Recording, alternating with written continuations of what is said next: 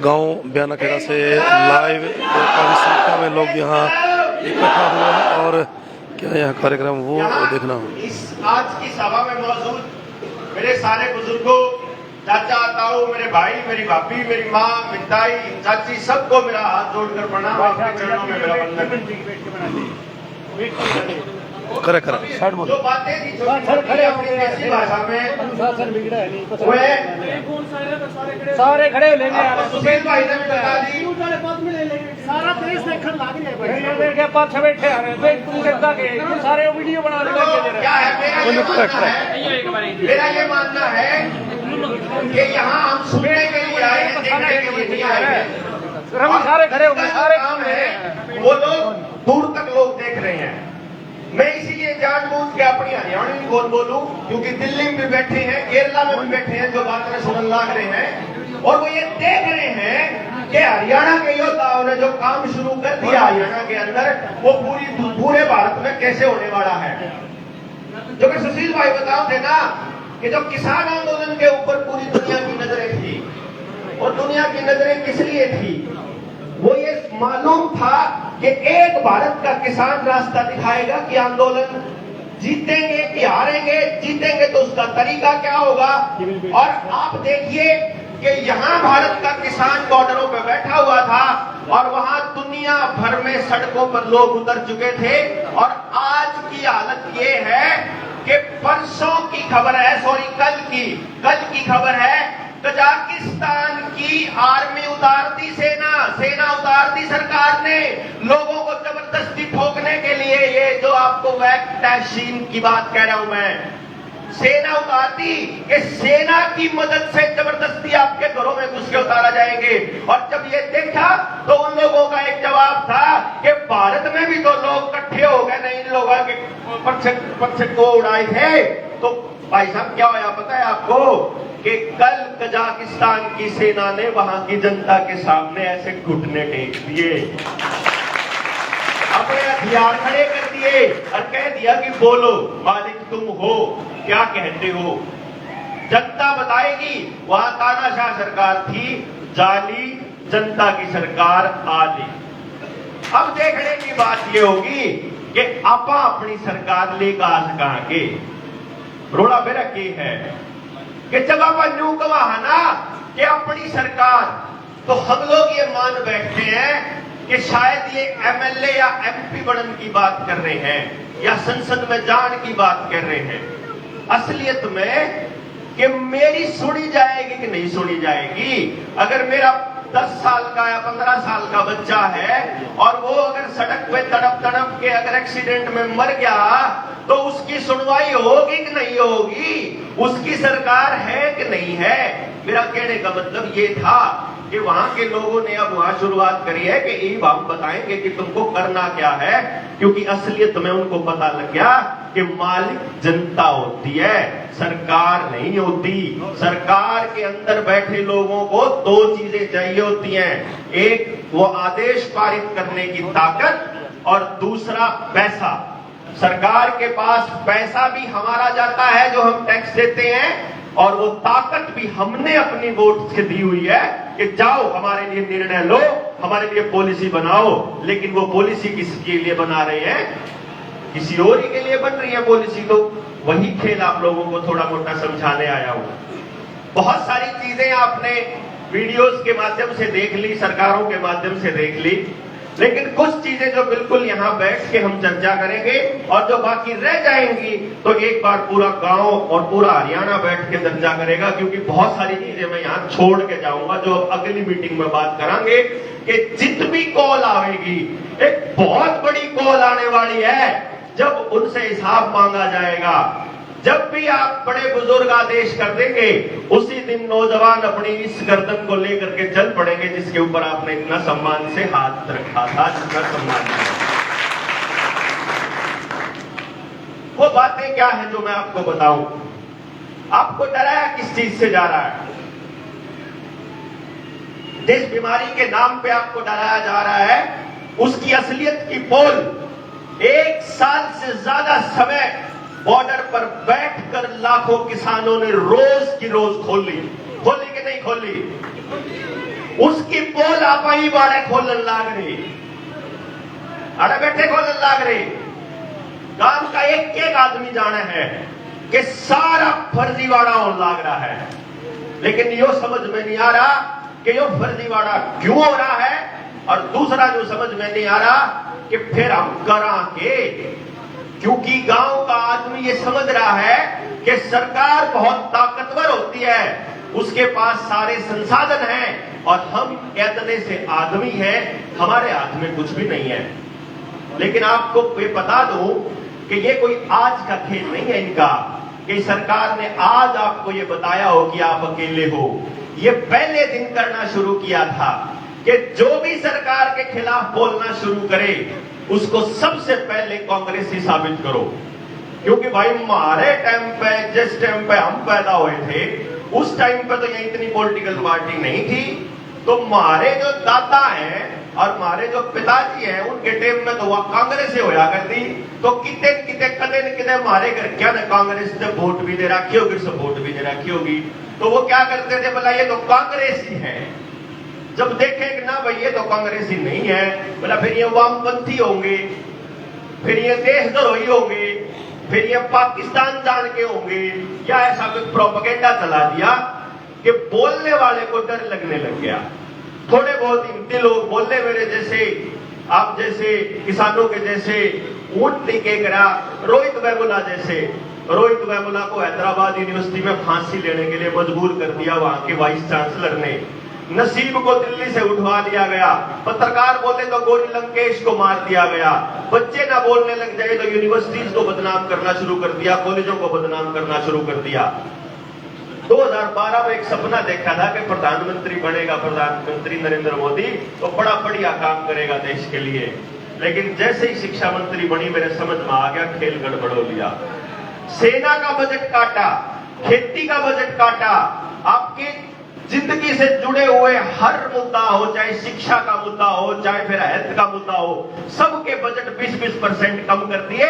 लेकिन खबरों में कुछ और ही चलता था। लाइन में लगा के रखा हुआ पहले दिन से लेकर के, जनधन खाते से लेकर के आज तक, इस केमिकल को अपने शरीर में डलवाने वाली लाइन में लगाने के लिए। आगे चले जाओगे तो उस सर्टिफिकेट में चेक कराने खातर भी लाइन में लाके खड़े हैं। एक एक आदमी लाइन में लगा खड़ा है। क्यों? क्योंकि चाहे जात के नाम पे, धर्म के नाम पे, पढ़ाई के नाम पे, राष्ट्र के नाम पे, किसी भी नाम पे, बस ये एहसास कराया तू अकेला है, तेरे साथ कोई नहीं खड़ा। समाज के अंदर भी ये मैसेज दिया खूब सारा, और हमने मानना भी शुरू कर दिया। और फिर तो प्रोपेगेंडा की हद हो गई कि 2020 में इन लोगों ने अचानक से एक दिन लॉकडाउन लगा दिया। जिस दिन लॉकडाउन लगाया गया था, उससे अगले दिन जब 21 दिन का लॉकडाउन लगाया इन लोगों ने, तो मेरे समझ में आ गई थी कि 21 दिन, ये तो मैजिकल फिगर है भाई साइकोलॉजी के अंदर, मनोविज्ञान के अंदर, कि जो आदमी, कोई भी एक आदमी अगर 21 दिन तक एक काम कर ले लगातार, तो वो उसकी जिंदगी का एक अहम हिस्सा और उसकी आदत बन जाती है। तो घरों में रहना, रह के खाना, कुछ ना बोलना, सारा दिन टेलीविजन या मोबाइल के ऊपर लगा रहना, ये आदत बन गई। और उन्होंने टेलीविजन पे आपके ऊपर, आपके अंदर, आपके दिमाग में, आपकी आंखों पे सब कुछ परोसा, एक एनिमेशन कार्टून के यो है वायरस। वायरस की टेक्निकल परिभाषाओं के लिए आप पुराने इंटरव्यूज भी देख लिए होंगे, अब आगे भी दे रहे, उस पर नहीं जाओगे क्योंकि काम राम टेक्निकलिटी पर जाने की जरूरत नहीं। लेकिन दो चीजों से काम कदे मना नहीं कर सकता।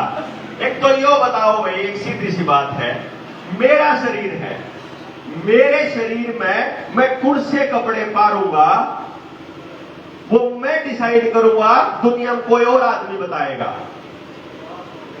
या आपका शरीर है तो कौन डिसाइड करोगे? आप करोगे। तो सरकार ने कहा कि आपको ये लगाना पड़ेगा। लोगों को लगा कि पहले शुरुआत में तो लगा कि ड्रामा चल रहा है, फिर बाद में उसके चालान काटने शुरू कर दिए। मैंने देखा कि क्या ये जो मुंह का कच्चा बोलते हैं हम लोग इसको शहर में, क्योंकि जो शब्द इस्तेमाल करते हैं, जो माड है के भाई, तो हमारी वीडियोज उड़ जाती हैं, आप तक असली बात पहुंचती नहीं।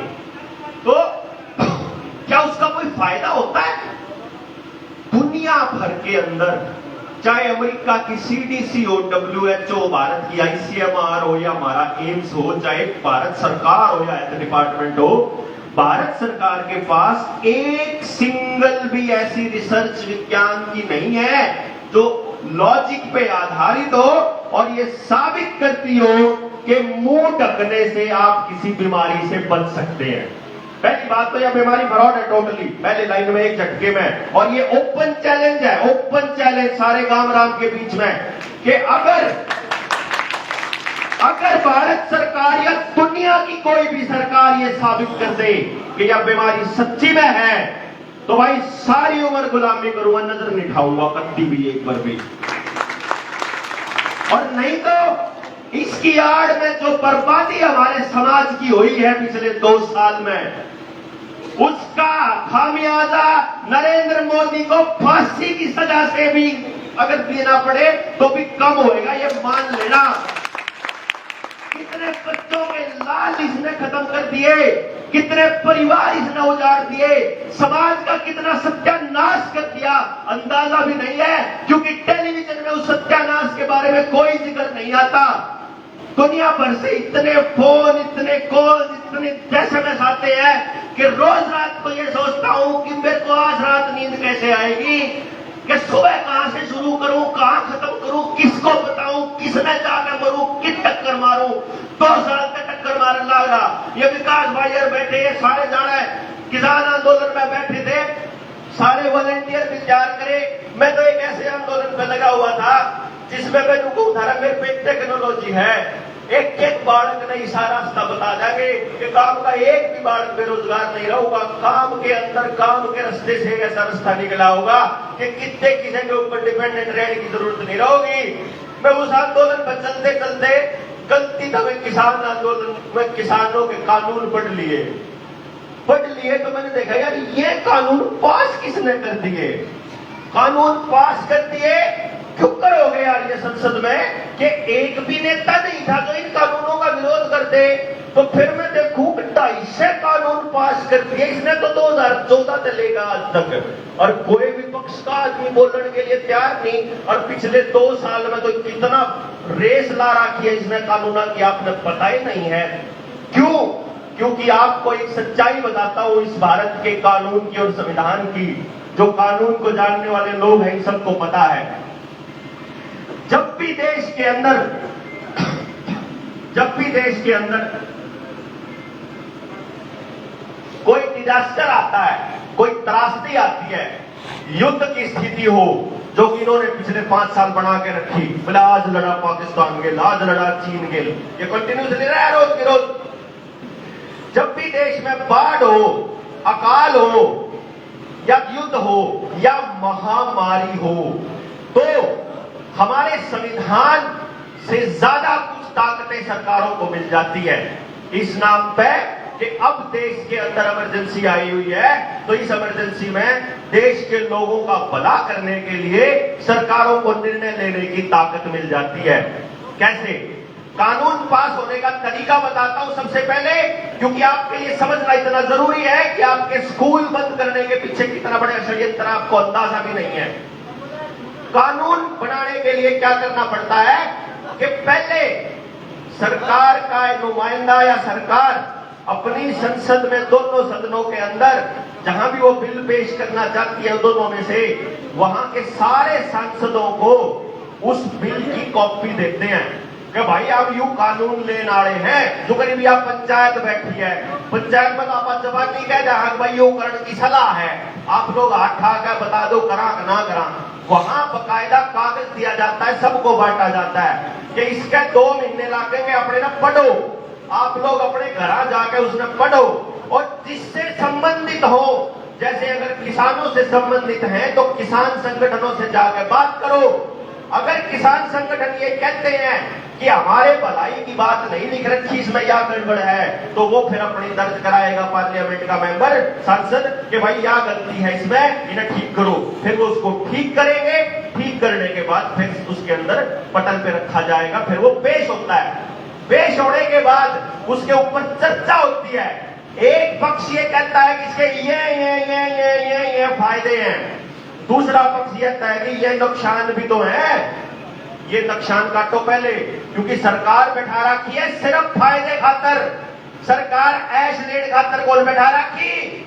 सरकार इसलिए बैठा रखी है कि तुम लोग जो 8,000 करोड़ रुपए के जहाज में चलते हो ना, जो 13-13 करोड़ रुपया की गाड़ी आए साल बदल रहे हैं, जो रोज के लाख रुपया का सूट बदल रहे हैं, वो सूट का पैसा और वो जहाजा का पैसा हमारे पैसे दावे है। तो सरकार बैठा रखी है हमारे लिए पॉलिसी बनाने के लिए, आपके लिए पॉलिसी बनाने के लिए, एक जने खातर कि देश का एक भी आदमी नहीं बच जावे। देश किसी बाउंड्री को, नक्शे को देश नहीं गया करते कि भारत सरकार लिख दिया तो देश हो गया, प्रधानमंत्री लिख दिया तो देश हो गया। देश बनता है उस एरिया के, उस क्षेत्र के लोगों के साथ साथ उस जगह की जमीन, वहां की मिट्टी, वहां के पशु पक्षी, वहां के जीव जंतु, वहां के कीड़े मकोड़े, केंचुए, सांप, मगरमच्छ, कुछ भी, पानी, जल, सब कुछ मिलकर देश बनता है। कागज का टुकड़ा देश नहीं होता है। तो अगर इन सब में से किसी एक का भी नुकसान होता है तो देश का नाश होता है। और ये आदमी तो किस तरीके से हमारे को बांटने में लगा हुआ, लगातार आप देखने लग रहे हैं। तो इनको ताकत ये दी जाती है कि तुम लोग ये पॉलिसी बनाओगे अपने मुल्क के लोगों की भलाई के लिए, जो उनके लिए अच्छा हो, क्योंकि उन लोगों ने तुम पे भरोसा किया है कि तुम ये करने वाले हो।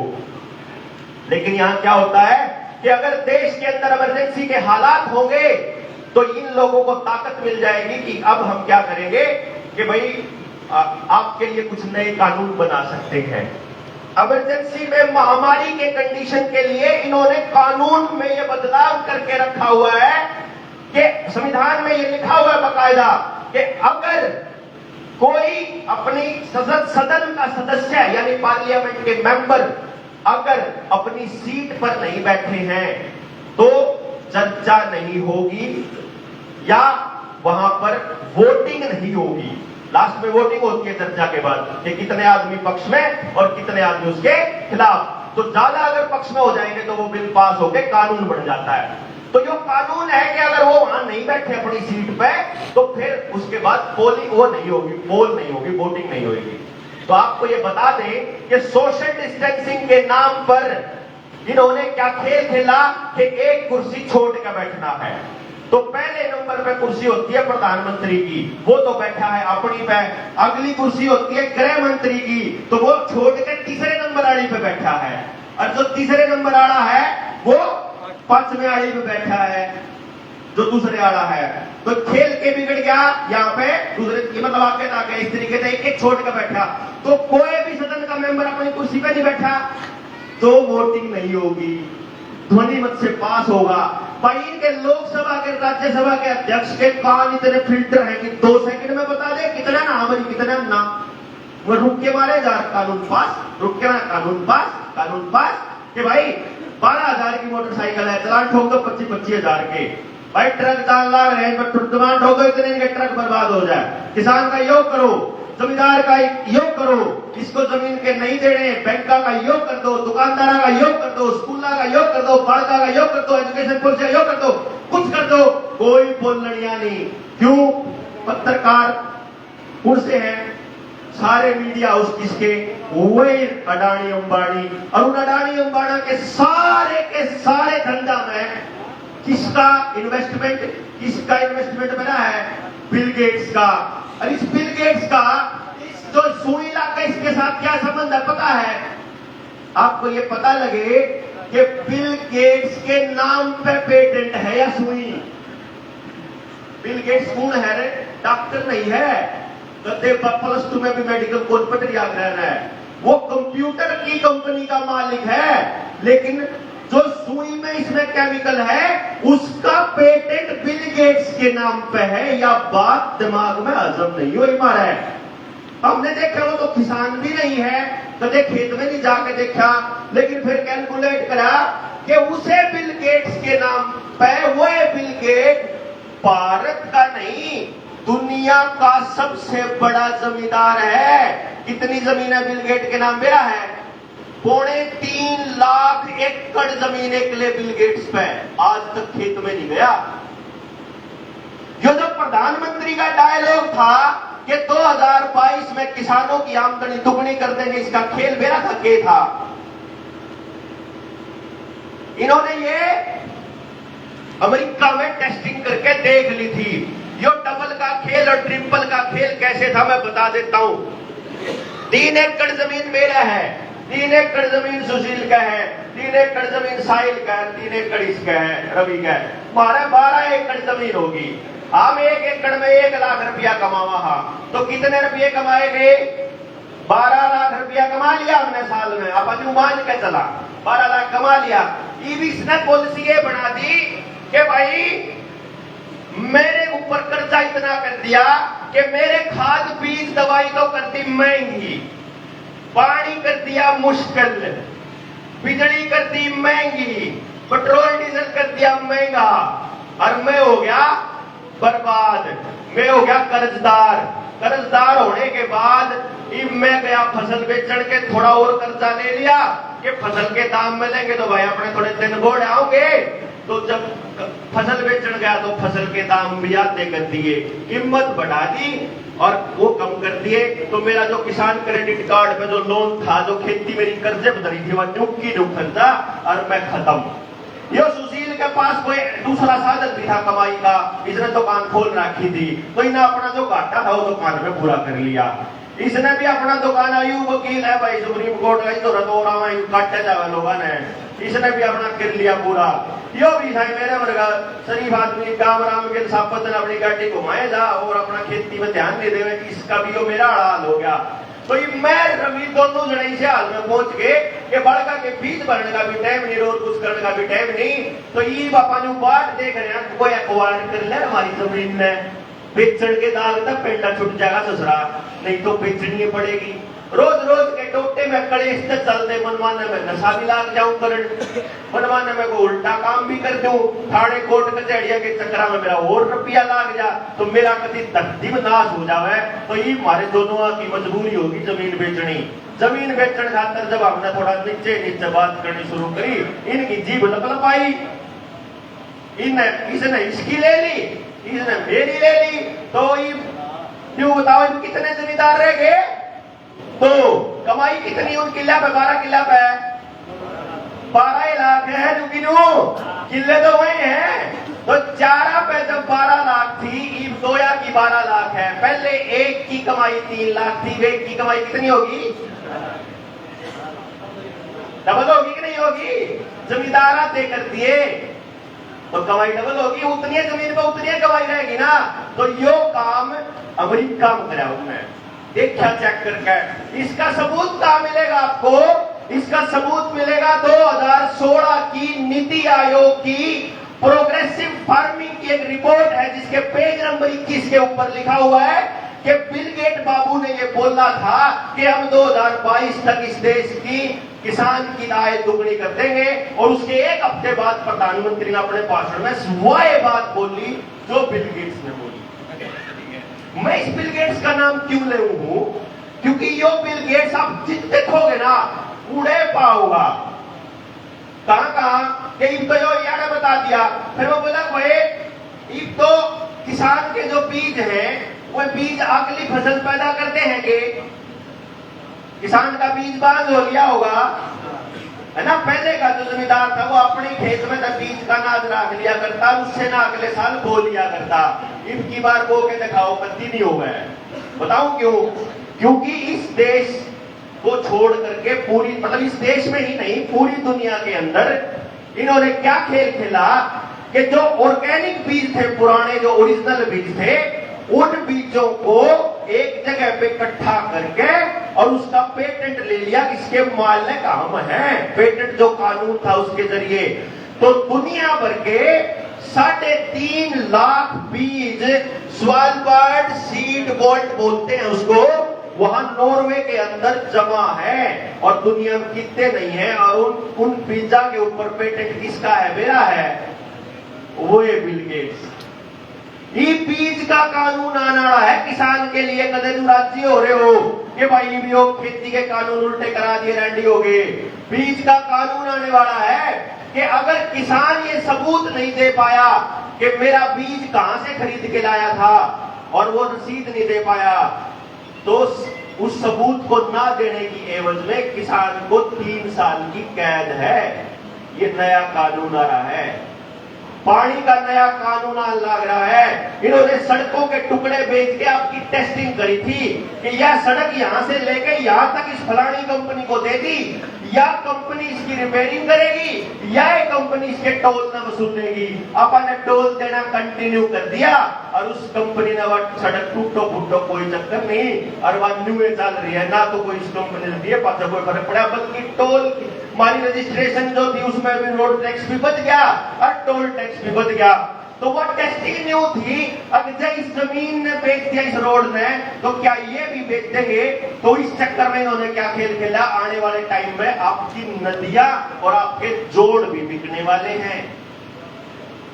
यहां जो सरपंच अगर कोई बैठा हो, तो 3 सितंबर 2021 को हर सरपंच को प्रधानमंत्री की चिट्ठी आ चुकी है कि अपने गांव की शामलात की जमीन, आपके स्कूल की जमीन, अस्पताल की जमीन, पावर हाउस की, शुगर मिल की, गाय की भी जमीन हो, और जोड़ की जमीन या फिर बड़ी की जमीन या फिर सरकार गड़ी तक भी अगर बेचने तैयार हो ना पंचायत, तो खरीदने वाले का बैठे बात और बता दियो। यह प्रधानमंत्री की चिट्ठी है, बकायदा लिखा गया सरपंचों को बताओ तुम्हारी कौन सी जमीन बिकने लायक है। और आप लोगों को शायद ये भी नहीं पता होगा कि जो लाल डोरा तोड़न का खेत था, के था लाल डोरा तोड़ के वह जमीन सरकार, जो जमीन आपके पुरखों ने उनको दान दी थी स्कूल खोलने के लिए या फिर पंचायत के नाम खड़ी थी, वह जमीन सरकार अपने नाम कर चुकी है। यानी कि सरकार की ताकत अगर बढ़ती रहेगी तो आपकी जमीन भी बिकेगी, आपके घर भी बिकेंगे, क्योंकि जब आपके किसान क्रेडिट कार्ड से आपका काम नहीं चला और आपको किसानों की आपकी खेती का जब वो कीमत नहीं मिली, तो अब आपके पास बैंकों के रोज फोन आते होंगे कि घर पे भी ले लो कर्जा। आवे कि नहीं आवे? रोज आवेंगे, इतनी बार आओगे जितनी बार इस महामारी की एडवर्टाइजमेंट आती है, जितनी बार आपके बैनर पोस्टर लगे हुए हैं, इतने पोस्टर कर्जा देने के लागेंगे और हमारे न्यू लागेगा सस्ते रेट पे मिलने लग रहा है, ले लो यो भी। पहले किसान क्रेडिट कार्ड वाला सस्ते रेट पे लिया था, यो भी ले लेंगे। और एक टाइम ऐसा होगा, भूमि अधिग्रहण बिल, खेती के कानून क्यों लाए गए थे कि इनकी जमीन लेनी है।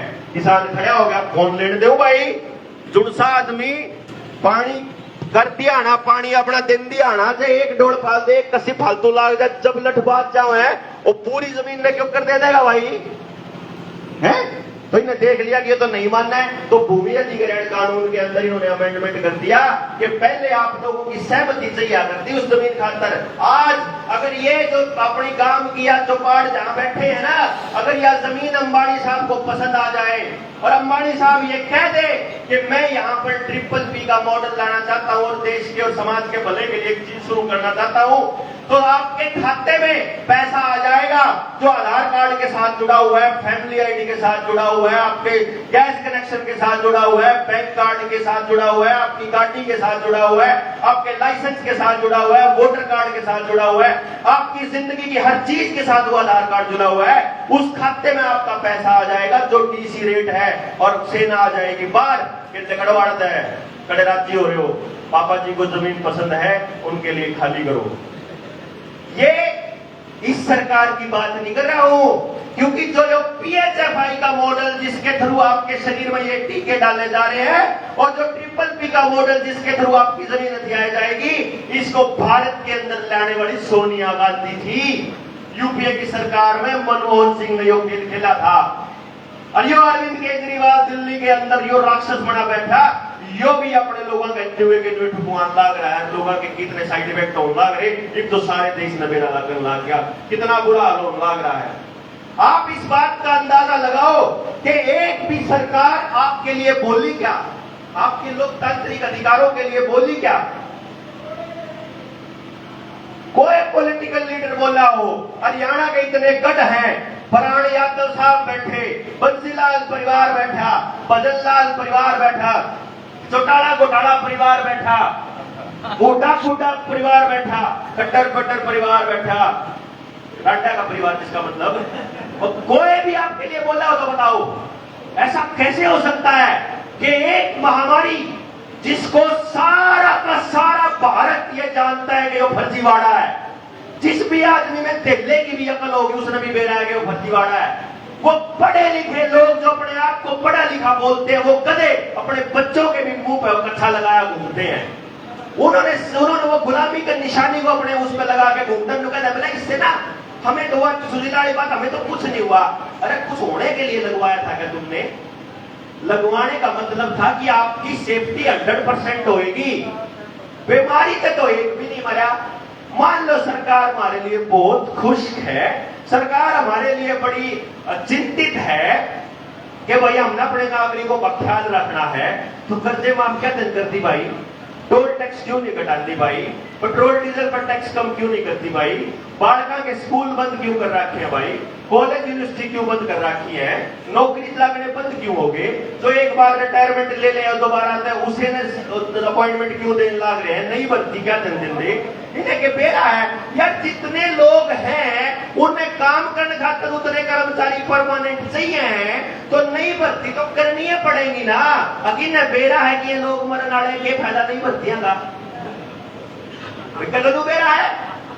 जो कैंसर के अस्पताल 2-2 मंजिला होया करते आपके डिस्ट्रिक्ट हेडक्वार्टर में, वो 5-5 मंजिल बढ़ने लग रहे हैं। इसका मतलब इन्हें बेरा है आने वाले टाइम में इनका कैंसर होने वाला है। जो दिल के मरीज थे, इन जाओ जानने से डॉक्टर ने कहा सटंट करेगा, तेरा तो क्लोटिंग होगी। इतने होया करते कि पहले भी भाई 11-11 साल की छोरी मरी है क्लोटिंग होकर हार्ट अटैक से। 4-4 साल की छोरी मरी है। अमेरिका में मास्टरनी को 4 साल की सजा हुई है, माँ बाप से बिना पूछे उसके बालक का ठोक दिया था। माँ बाप से बिना किसी ने पूछा है कि गांव में कोई आवा है क्यों करते हैं? मैं आपको ये बताने के लिए आया हूं कि आपका शरीर आपकी मर्जी है, आपके शरीर पे आपका अधिकार है। आप कौन उस शरीर के अंदर क्या डालोगे, क्या खाओगे, क्या पहनोगे, ये आपकी मर्जी है, केवल और केवल आपकी। अगर कोई डॉक्टर आपके शरीर के साथ छेड़छाड़ करना चाहता है तो आपकी परमिशन की जरूरत पड़ेगी उसे।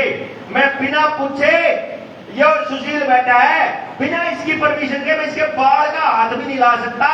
बाल के भी असॉल्ट में आता है, ये कानूनी अपराध है ये। और यहाँ हमारे स्कूल के मास्टर हो, हमारे डीसी हो, हमारा हेल्थ मिनिस्टर हो, हमारा गांव का कोई डॉक्टर, नर्स, आंगनबाड़ी वर्कर, आशा वर्कर कोई हो, सारे के सारे एक ही काम करने लग रहे हैं कि हमारे शरीर के ऊपर जबरदस्ती कर रहे हैं कि तुमने अगर ये नहीं लिया तो तुम्हें यहां नहीं जाने देंगे, वहां नहीं जाने देंगे, ये नहीं करने देंगे, वो नहीं करने देंगे।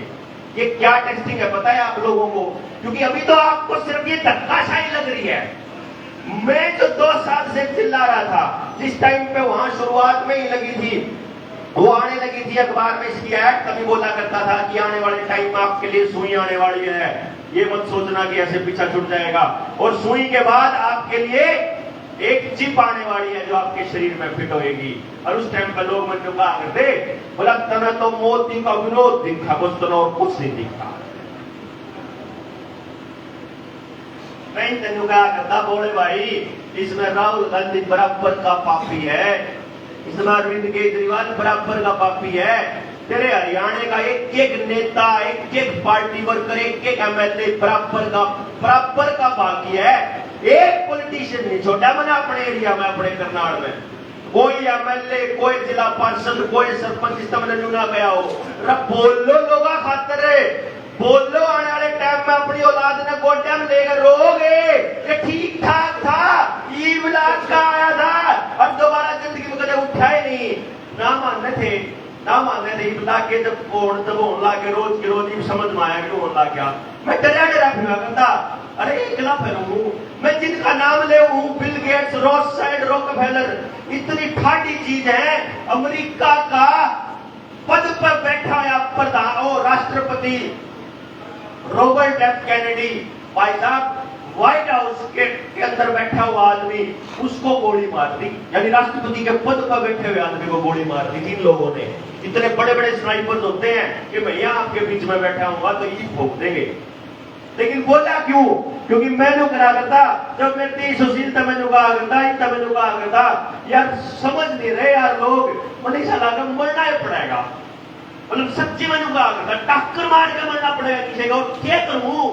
अरे एक सीडी बनाई थी मैंने न्यू लिखा था, उसमें न्यू बोला था, उसमें सीडी में एक पेन ड्राइव में उस पर लपेट के ना कागज पे लपेट के ईप तो जाग लिए उसकी जरूरत नहीं पड़ेगी शायद, क्योंकि उस पर लपेट के टेप ला के उस पर लिख रखा था कि इस सीडी ने जब खोलियो जब मैं मर जाऊं मेरे घर क्या खातर, और बता दियो लोगा नहीं। और उस दिन मैंने यो बोला था कि तो मर लिया इन तो लग लो, तो उसमें न्यू बोल के गया था, मतलब वह तरीके वाई पी।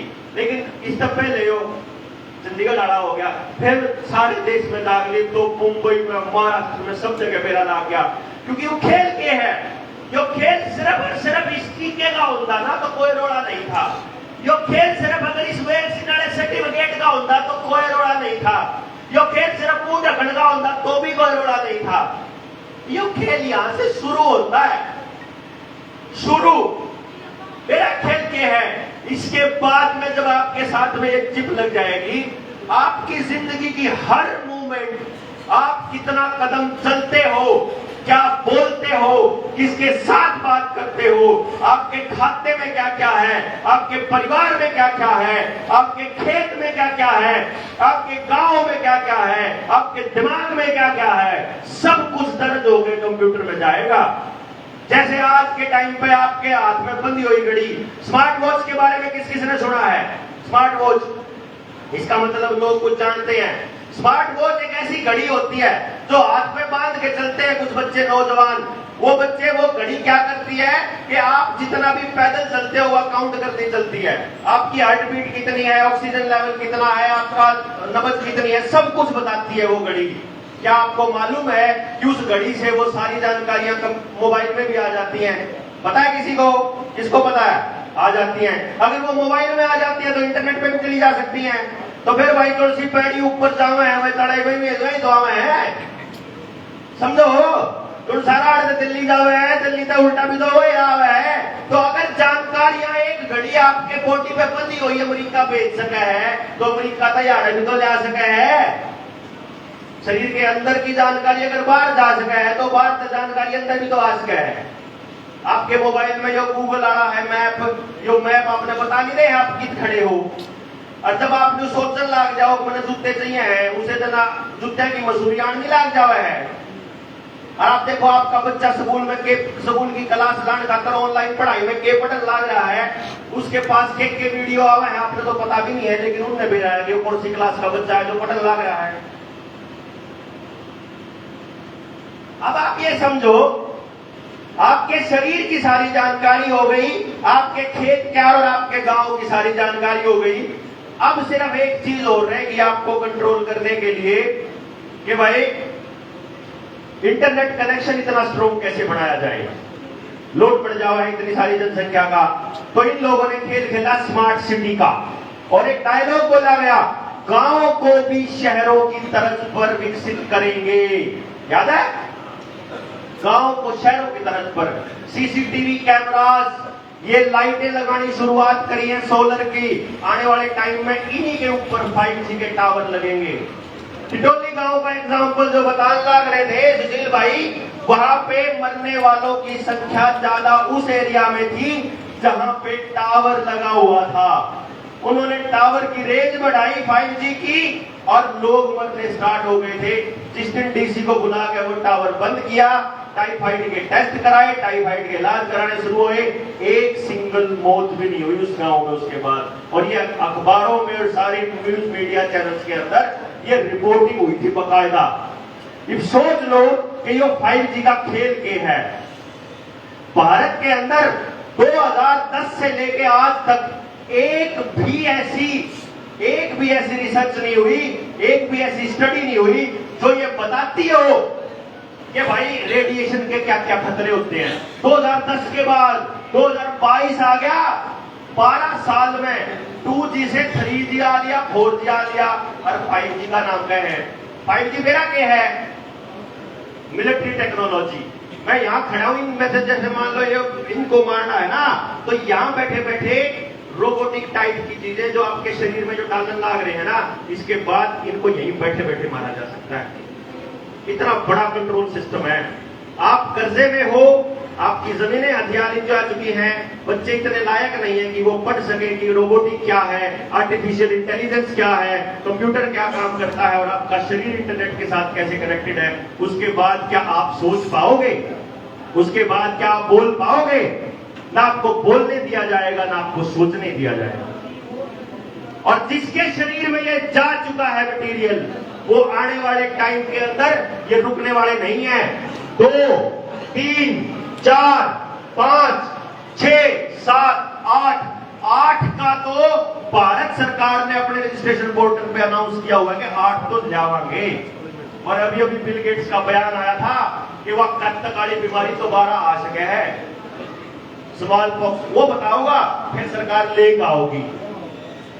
वो जो बताओगा 2024 के बाद एक नई बीमारी आओगी, भैया बीमारी तो ये चलती रहेगी। प्रोग्राम क्या है?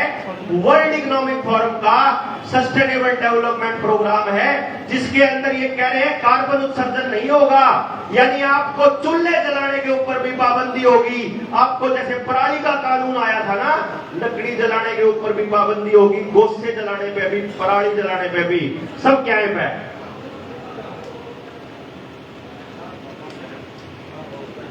समझ गए आप बातचीत को?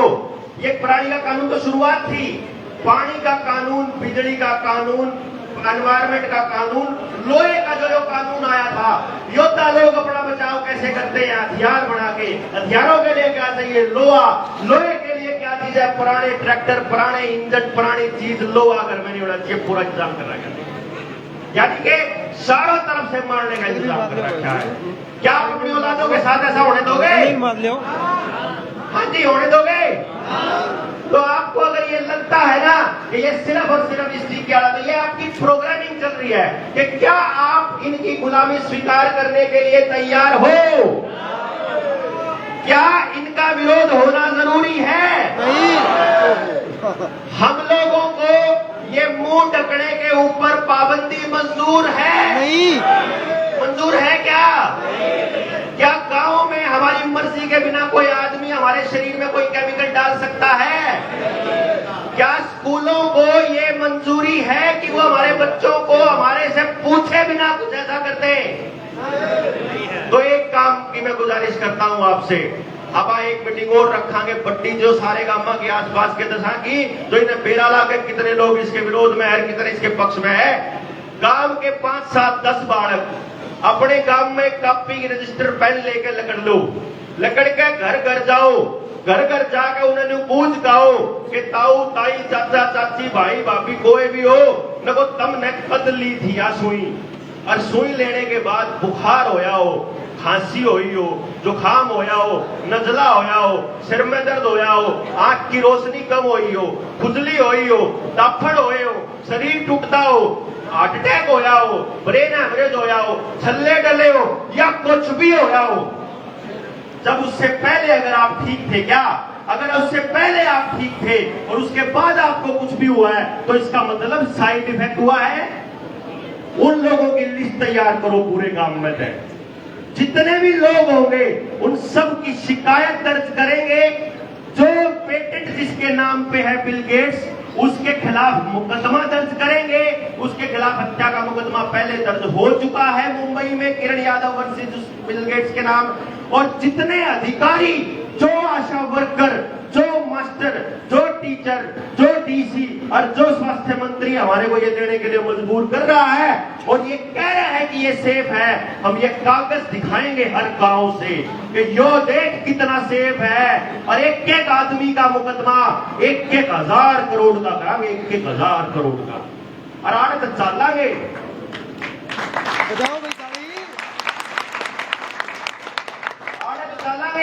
हरियाणा से भी चलेंगे, पंजाब से भी चलेंगे, मध्य प्रदेश से भी चलेंगे, मुंबई से भी चलेंगे, आंध्रा से भी चलेंगे, केरला, तमिलनाडु, सारी दुनिया, सारे भारत में नाश होने लग रहा है।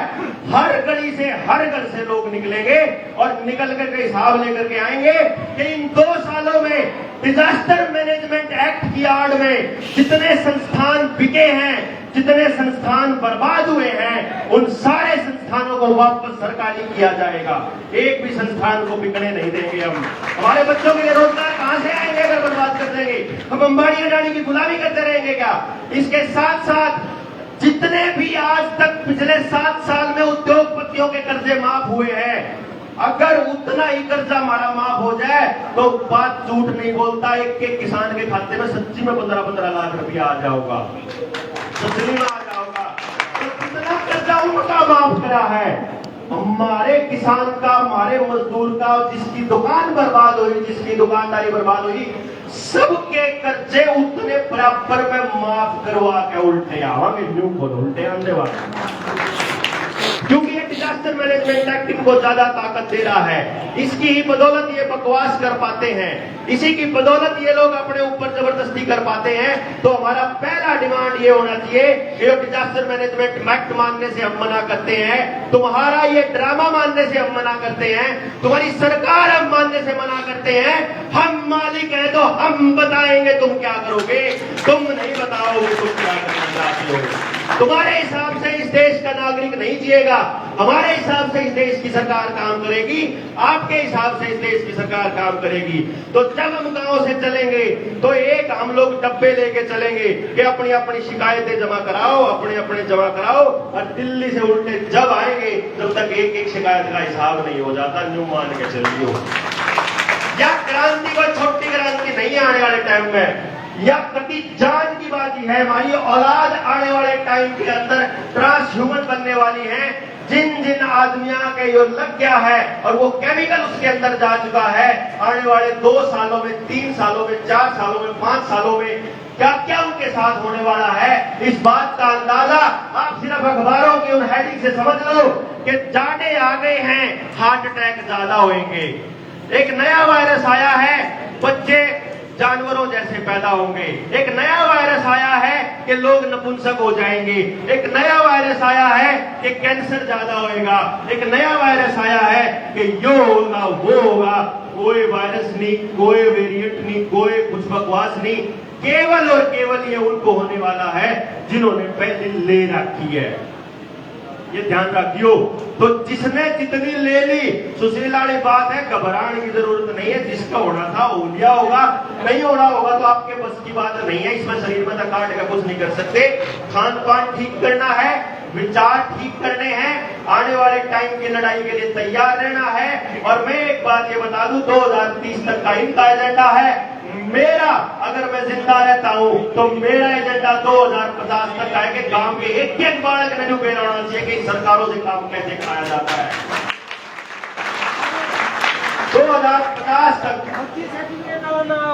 जिसने भर्ती सर्टिफिकेट बना रखा है वो भी राजी मत हो यो भाई, कदम सोच रहे हो बच के, क्योंकि जब न्यू सोच के इनकी गेल नहीं आए, जिन्हें नहीं लुआ रखे हैं, तो सेंसर आन लाग रहे हैं, रोबोट आन लाग रहे हैं, जो रास्ते में आपको रोकेंगे, आपसे पूछेंगे, स्कैन करेंगे, अगर शरीर में वो मटेरियल नहीं होया तो ऑन द स्पॉट डाल लेंगे गेल की गेल। जो सोच लियो मैंने फर्जी बना रखे हो तो आपको भी खड़ा होना पड़ेगा। ये आने वाले टाइम में जैसे अभी ये लोग कांग्रेस के और बीजेपी के विरोधी बनाना चाहते थे, जैसे ये चाहते थे कि सरकार वाले और विरोधी, जैसे ये चाहते थे मोदी विरोधी और मोदी समर्थक, ऐसे ही ये लोग आने वाले टाइम में लिए हुए बिना लिए हुए करने चाहते हैं कि जूत बाजे और जिन्हें ले रखा है हुए भी न्यू का कपड़े भी नहीं छोड़ते कि नाश मारा तो हो लिया, इन्हें पकड़ पकड़ के ठगुआ हुए, यो सुशीलर बड़े राजी हो रहे हैं। तो यो काम लेना चाह रहे हैं। सीए और एनआरसी के लिए जो डिटेंशन सेंटर बनाए थे वो इसी के लिए बनाए थे, तुम्हारे वर्ग के आदमी जो विरोध करे थे लपेट जा। तो इससे बचने का एकमात्र रास्ता यो है, पूरे मुल्क के अंदर, खास तौर पर स्मार्ट सिटीज के अंदर अगर कहीं भी 5G की इंस्टॉलेशन हो रही है तो उसको एज इट इज वहीं के वहीं रुकवानी है। सरकार को ये बोलना है कि पहले रेडिएशन के खतरे क्या होते हैं उसकी रिपोर्ट जारी करो, फिर ये आश्वासन दो कि इसके रेडिएशन उससे फालतू नहीं जाएंगे, हमारे बच्चों को इसका कोई साइड इफेक्ट नहीं होगा, हमारे स्कूल खोलो, हमारे कॉलेज खोलो, जिंदगी को हमारी को बहाल करो, उसके बाद अगला काम कर देवांगे। उससे पहले न हमारे काम में बढ़ने की जरूरत, न हमारी कार रुकवाने की जरूरत, न हमारी मोटरसाइकिल रुकवाने की जरूरत, न कोई रैली होने देवांगे, न कोई बकवास कर देवांगे किसी नेता न किसी प्रशासनिक अधिकारी ने। यह हमारा आदेश है।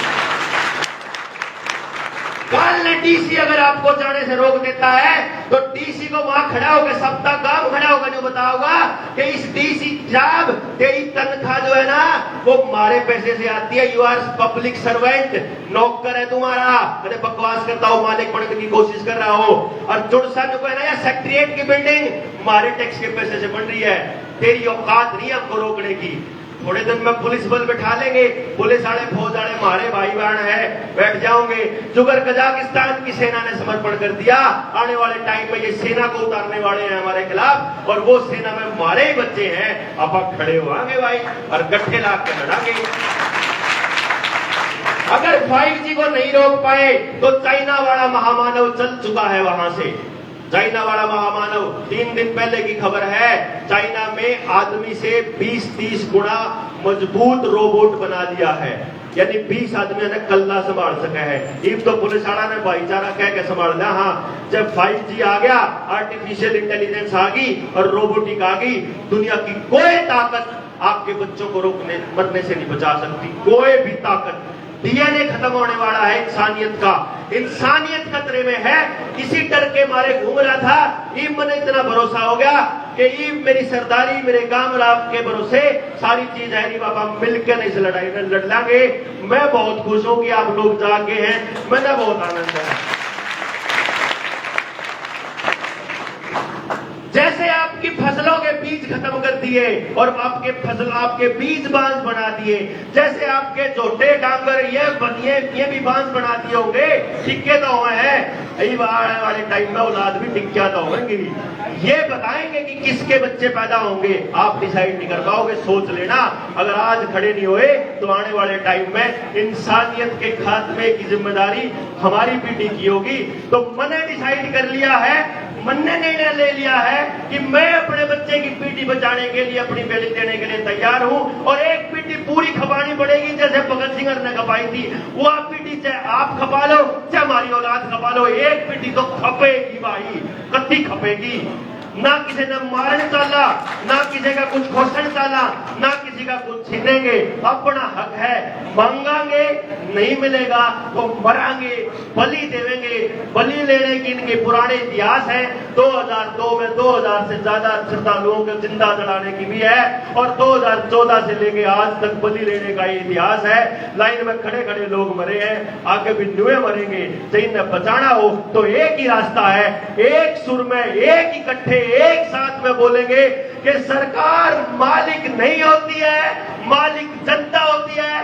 गद्दी छोड़ो, मालिक आ रहा है और हम दिल्ली की तरफ आ रहे हैं। इसी ऐलान के साथ आपके भरोसे मैं आपको राम राम करता हूं। बहुत बहुत धन्यवाद।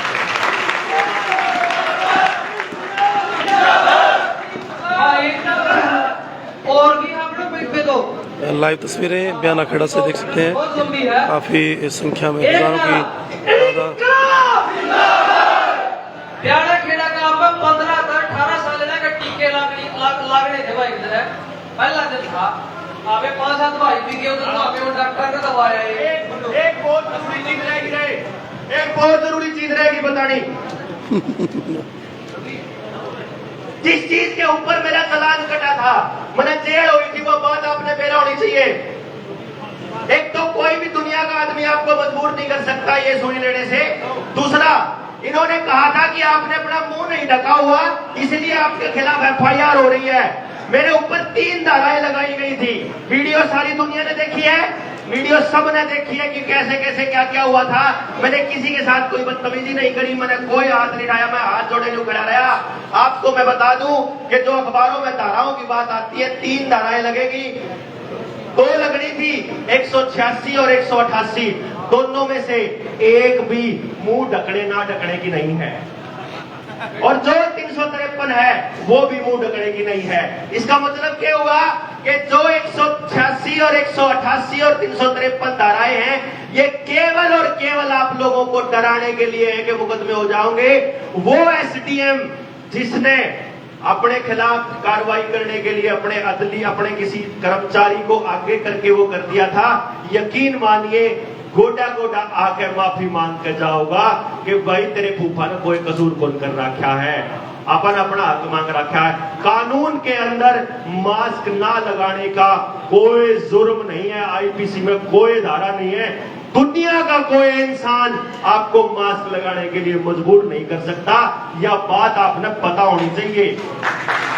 अगर कोई ऐसा करता है तो अपन कहेंगे जेल जाओगे भाई, हम नहीं कराने जमानत भी, धक्के तो देवेंगे जुगर पहले मोरान दिया करते। या ध्यान रखियो, कत्ती खड़े हो गए विरोध करांगे, कत्ती खड़े हो गए जब खुश हो जाइयो, कत्ती नहीं मानते। क्या बात बता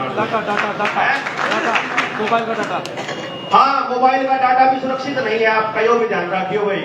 मेरा डाटा सारा चुरा लिया है उन्होंने, मेरी सारे जितने इसके ऊपर पूरा प्रोपेगेंडा था ये पूरा का पूरा लेकिन है और सब कुछ खत्म कर दिया है। लेकिन हमारे पास उसका बैकअप भी है, अगर कल को ये कोई षड्यंत्र रचते हैं तो आप इस चक्कर में नहीं पड़ने वाले। अपनी जो लड़ाई है वो बहुत बड़ी है, वह जारी रहेगी, बस ये ध्यान रखना।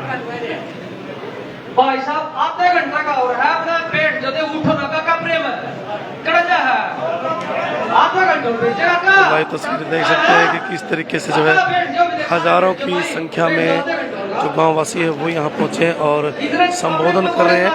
गांव के जो ग्रामीण हैं वो सभी संबोधन कर रहे हैं। तो इन तस्वीरों को शेयर करें, बने रहें पसंद अंचल हरियाणा के साथ। भाई बैठ जाओ, भाई साहब बैठ जाओ। ये तो थोड़े कम हो गया दादा, तुम्हें बैठ जे काका सुदीप तो भी बैठ जे।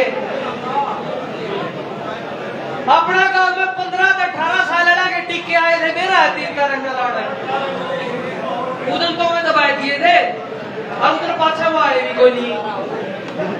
एक वो दोबारा भी आऊंगे कोया देख लियो बेचार के करना गल्ला लाग जाके तो बस चिट दूंगा। तनखा भी बंद हो गई होगी, बूढ़े की बैग में बड़ी जोड़ी कदम है वो लिया तो कापी ही नहीं। अरे कहता बुधा डंडा दुआओ भी है।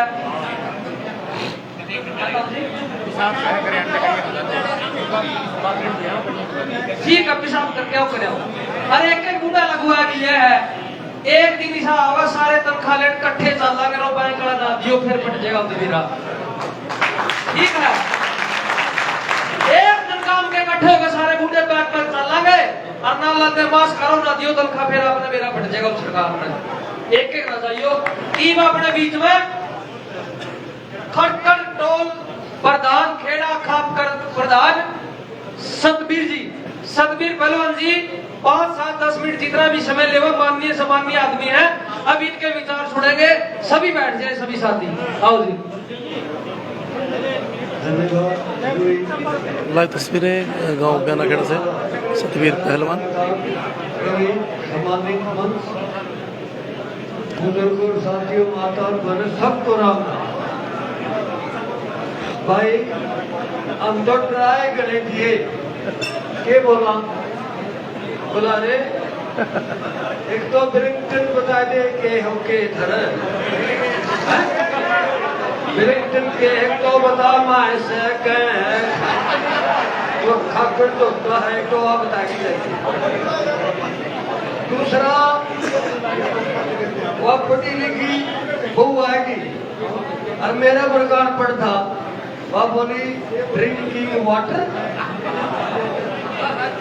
बिना ड्रिंकिंग वाटर और थोड़ा थोड़ा इशारा करके रवि बर्गा थोड़ा कंडे का नियात कर दिया बिना पानी हो बिना समझ गया तो हमारा रहनी नहीं भाई या सरकार रहेगी नहीं इतना कानून बना दिए रे हजारों कानून बना दिए। और भाई रही बात रवि ब्याह की तैयारी करा हाँ बा मकान की तैयारी करा हाँ बुआरा की तैयारी करा हाँ तैयारी पहला करा हाँ भाई छोरी का ब्याह में कितने पीछे लाग जिए छोरे के ब्याह में कितने पीछे लाग जिए बोर्ड के कितने आओगे भाई चेत जी ये छामड़ बनावा किसने पीछे लाई जा मैं उसकी तैयारी करा और पूरी तैयारी हो तो ठीक बेइज्जती कोई हो और वो छेड़ दिया मैल या कोई बात छेड़ दिया तो अधूरी ही बात है, उसमें थोड़ा देखना पड़ेगा। तो तैयारी करनी है। पहली बात तो यह सोच रहे सरकार के बाजार की तैयारी कर रहे हो, यह ना रखो या बीमारी और बाबा जी भी होना चाहिए सिरिया जगह क्या नहीं मेरा नोड़ा बूढ़े को फुसाने रही है बात। दूसरी बात जो एक बहुत पत्ते होता सामने एक का सबसे बड़ा बच्चा फिर बेकी भी काम कली न बन गए सॉरी बेकी भी आवा है एक टुक्की हो है उसने काट बोला हाँ काट इक्का पैसा टुक्की फंसा दो मैं पट आज अगला ये जो काट फांस है नहीं अपने गाँव में इस तरह वो है हम आंदोलन में एक टुकड़ी छोड़ रहा है रवि पूरे अयो याद है भाई ना रवि डॉक्टर की है देवेंद्र बना रहा है और सुशील है, ये सारे आंदोलन में देखे गणे नाम को जानता इन्हें बैरिकेड तोड़े थे खब्बा पा बैरिकेड के ऊपर लगा था छोड़ेगा इन्हें गोली भी चाहते थी लठ भी लाके थे हमने न्यू जी मेरा पिटा था कि हम आंदोलन जीता भी जे भाई यू आंदोलन उठे नहीं भाई वह आदमी आयो अब सरपंच है कि यू छोरा तरह रवि कुंबा इकट्ठा हो गया मान लो ठाया को नहीं कहूँ कहते भाई तड़का ने वो तेरे पिता ना शुरू करते कुंबा इकट्ठा हो गया चलो भाई वोट मांगा गई रवि जिंदाबाद रवि पर वोट दियो और पाछा ना तो एक आदमी न्यू कहते हैं कुंबा धन्यवाद और खराबी रवि आ जाएगा जब तो हमने सारे आका करने हैं और कुंबा पूरा जुट के लड़ना है।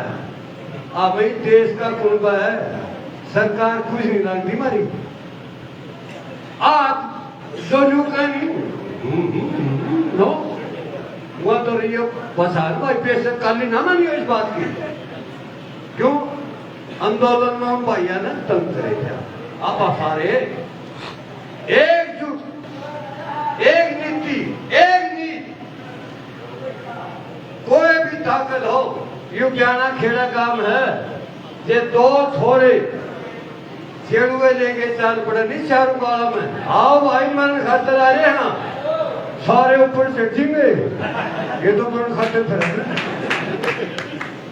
जय हमारा देश और हमारा समाज एक होके चल रहे नहीं यही कहीं हमारा भी में ना मुख्यमंत्री दीक्षा बंदी क्या करिया नहीं छोटा छोटा मुख्यमंत्री दीक्षा आपका ये पास था यू के था भाई यू ताकत थी तारी 36 बिरादरी का भाईचारा होना चाहिए सबसे दुख हमारी सरकार का यू है ये हमारे 36 भाई के बिरादरी के तोड़ा ही हिफाजत से एक भाई खड़ा होकर बता दो ब्याना गांव का कि इस ब्याना खेड़ा ब्याना गांव हो गया खेड़ा हो गया रवि की बात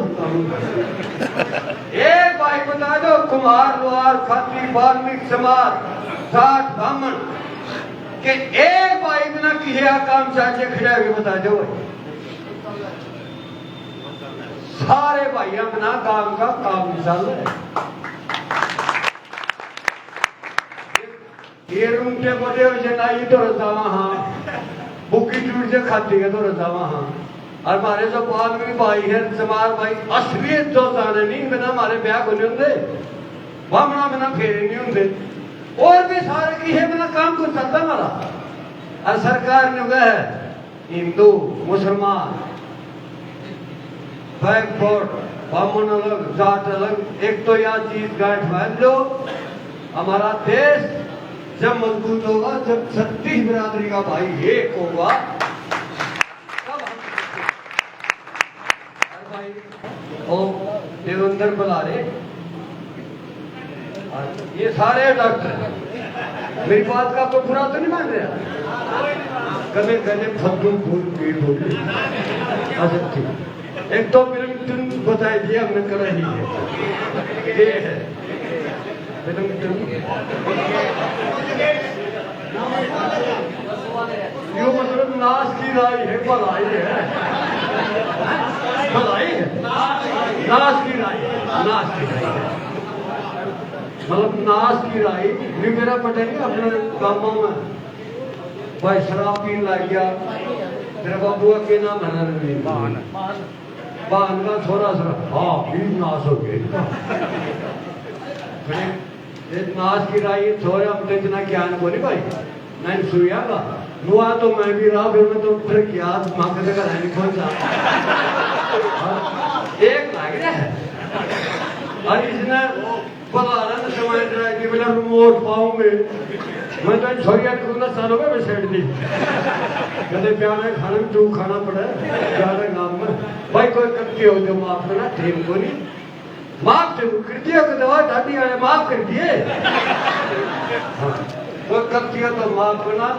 राम राम, जय हिंद, जय किसान। ई भाई सुप्रीम कोर्ट के उससे बड़ी तो मेरे ख्याल में कोई कोर्ट कोई नहीं, उसके वकील आप तब सामने अपना बात रखेंगे। Advocate Sanjeev Kumar Goyal, Supreme Court ji. इतना बड़ा तो कोई कोर्ट में कोई वकील था नहीं आपने।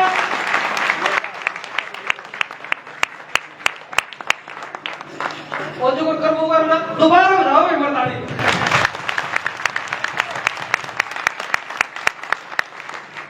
गोयल साहब जी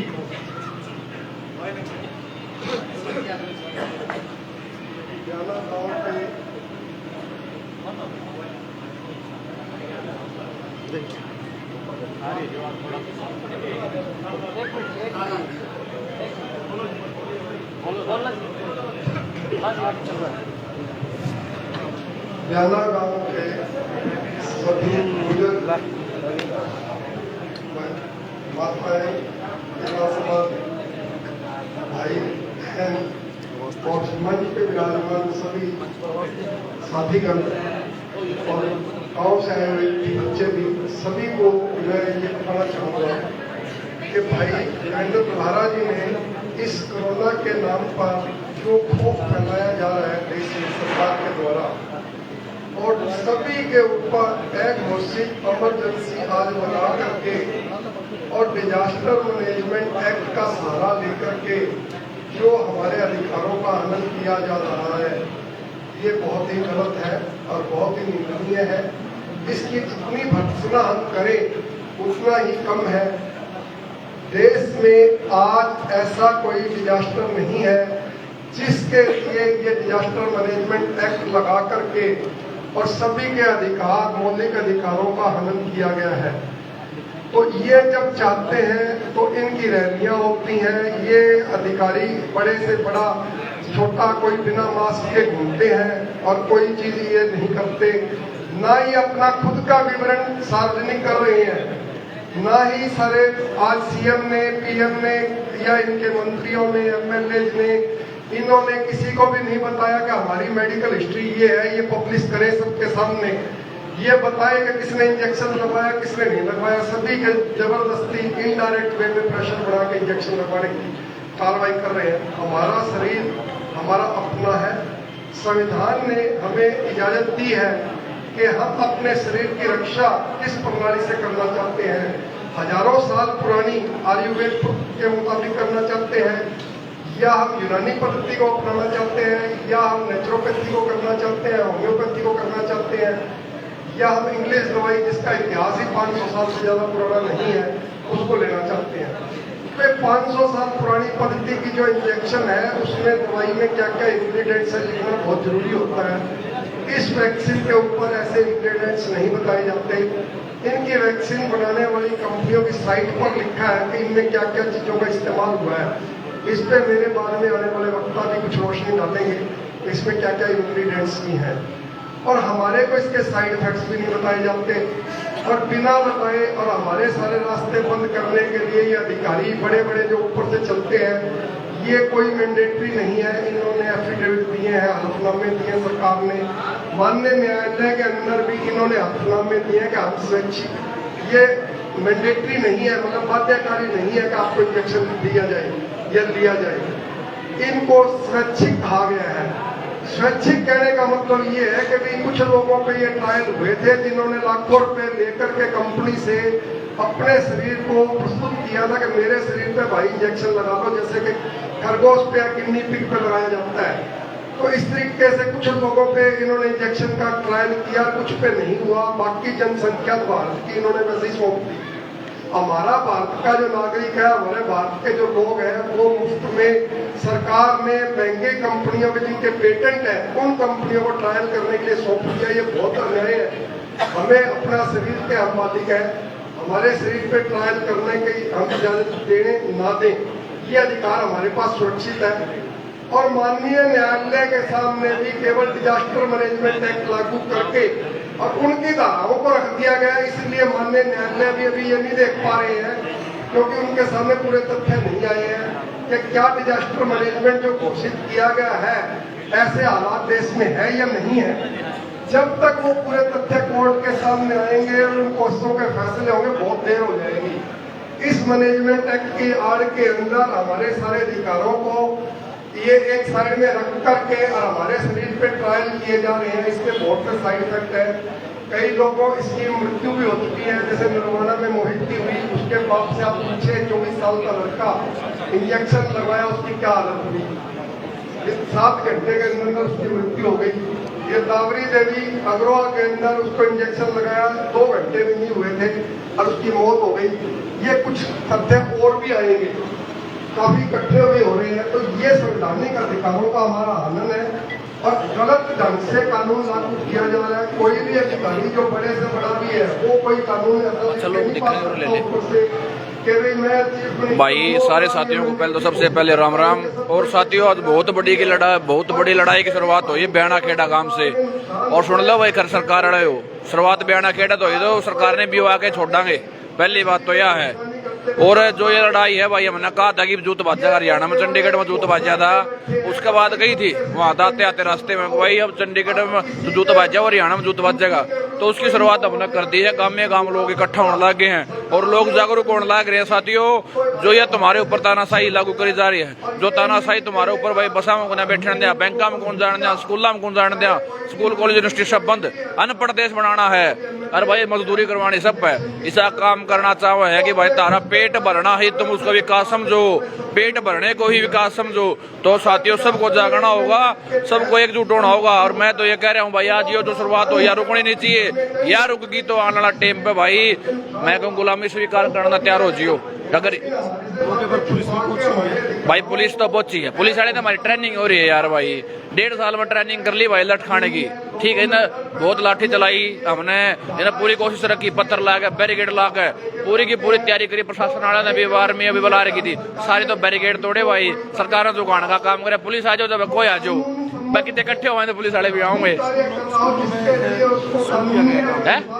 शुरू किया गया है स्कूलों में बच्चों के लिए भाई, बच्चों को वैक्सीन लगाऊं और कहूंगा भाई स्कूल में कौन जान दे। अगर मैं मतलब ये गडवाओ नहीं देते, क्योंकि नाम लेंगे तेरी माउस का पेज उठा दे, वीडियो उठा दे भाई। ये जो तानाशाही होगा स्कूल में जब जान देंगे, जब ये गडवाओगे तो चुकचुंदर गडवाओगे तो भाई ना तो किसी बालक का लाने दिक्कत है, जिसकी मर्जी हलवाओ। अब मर्जी बिना मर्जी लाओगे तो भाई दिक्कत होगी, जो हाथ लाओगे वो हाथ उखाड़ लेंगे भाई। बात अपने याद रख लियो, तानाशाही हम बर्दाश्त नहीं करांगे। और मेरे भाइयों जितने साथ इस वीडियो में देखने लायक ज्यादा प्रेरित करके बता दो कि मैं लोग जुटने लगे। संगठन में शक्ति है मेरे भाइयों, आज इकट्ठा हो गए तो बच जाओगे। जिस तरह फसल के लड़ाई लड़ी थी, नस्ल बचाने की लड़ाई लड़नी पड़ेगी। अगर इकट्ठे हो गए मजबूती तो लड़ोगे, नस्ल न बचा लोगे। नहीं भाई, नस्ल नहीं बचे तो फसल का कराएंगे कौन बोगा उनने।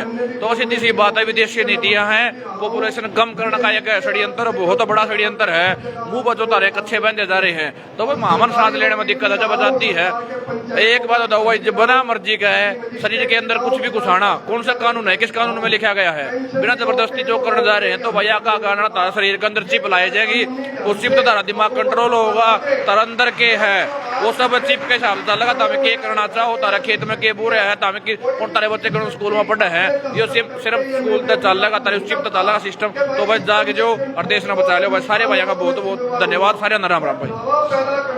लाइव ये तस्वीरें और भी लगातार जो है चल रहा है अशोक गहलोत के पास मीटिंग के अंदर 5-6 अधिकारी बड़े बड़े लेवल के बैठे थे और वो अशोक गहलोत को ये बात कह रहे थे, मीडिया में वो लिंक तो हुई है क्या जी गहलोत साहब ये कानून पास कर दो कि भाई सबको इंजेक्शन देंगे तो डर के मारे ये सारी चीज हो जाएगी।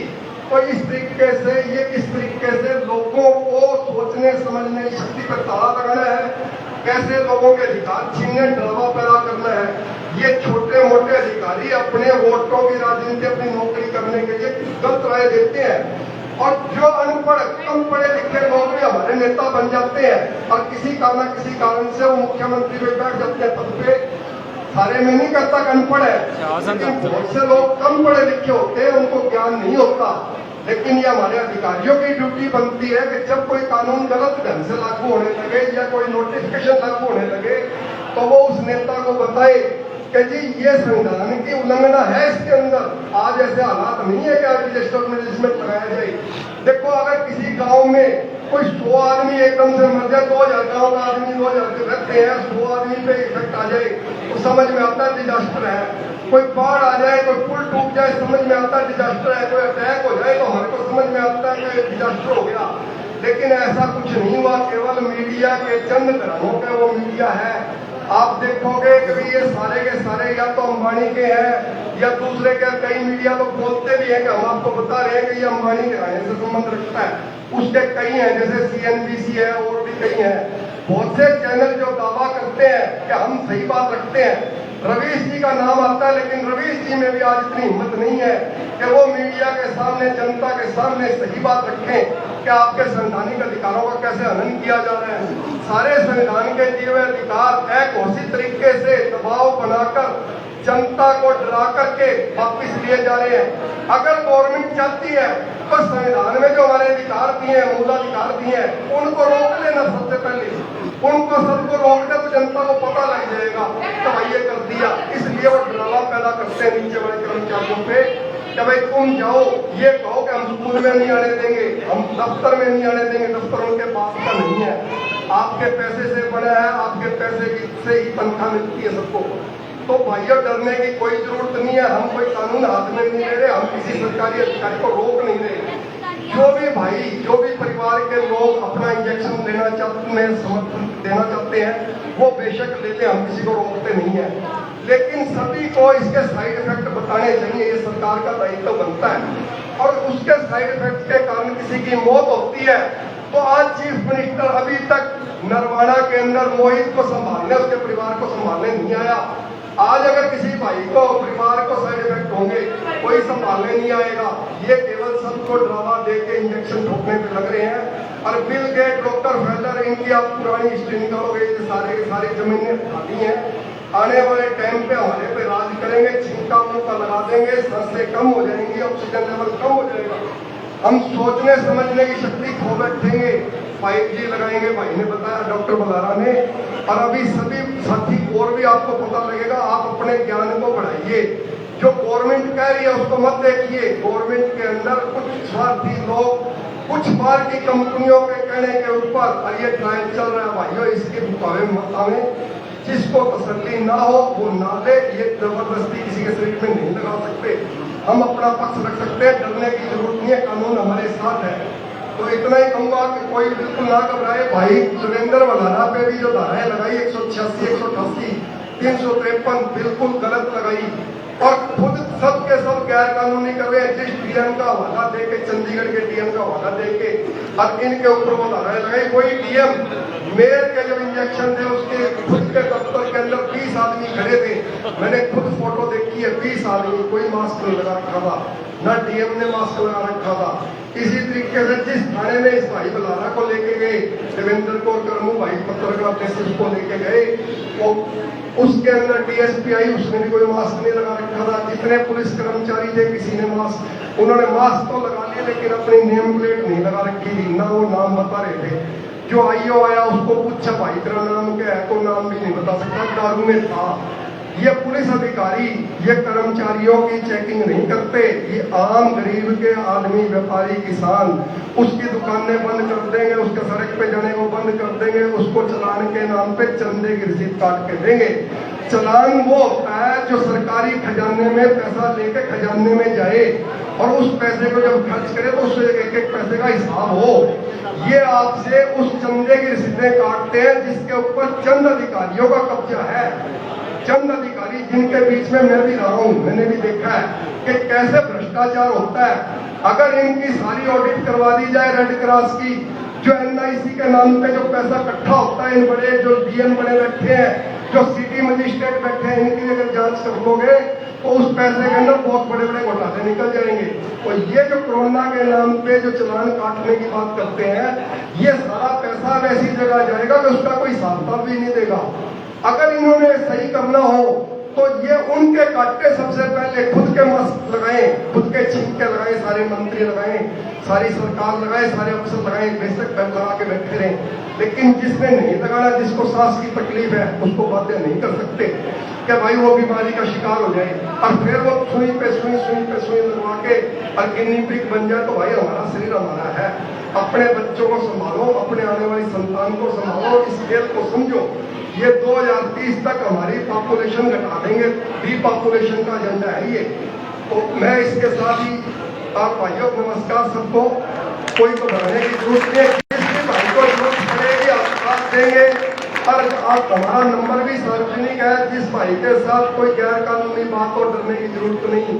जो अधिकारी गलत करेगा वो पर्सनल जिम्मेवार होगा, ये किसी से डरे नहीं। अधिकारी भी देख ले उनको चिट्ठी क्या देते हैं, कहते क्या है, करवा क्या रहे हैं। तो मेरी सभी अधिकारियों से भी गुजारिश है कि भाई जब तक कोई दस्तखत करके मैंडेटरी का कोई कागज नहीं देता, तुम स्वैच्छिक चीज को तुम बलि के बकरे मत बनो, क्योंकि तुम्हें जनता को लड़ा देंगे। और ये जो बड़े बड़े ऊपर कांग्रेस में बैठे हैं, ये अपने को नहीं बताने वाले, ये बाद में साफ बच जाएंगे।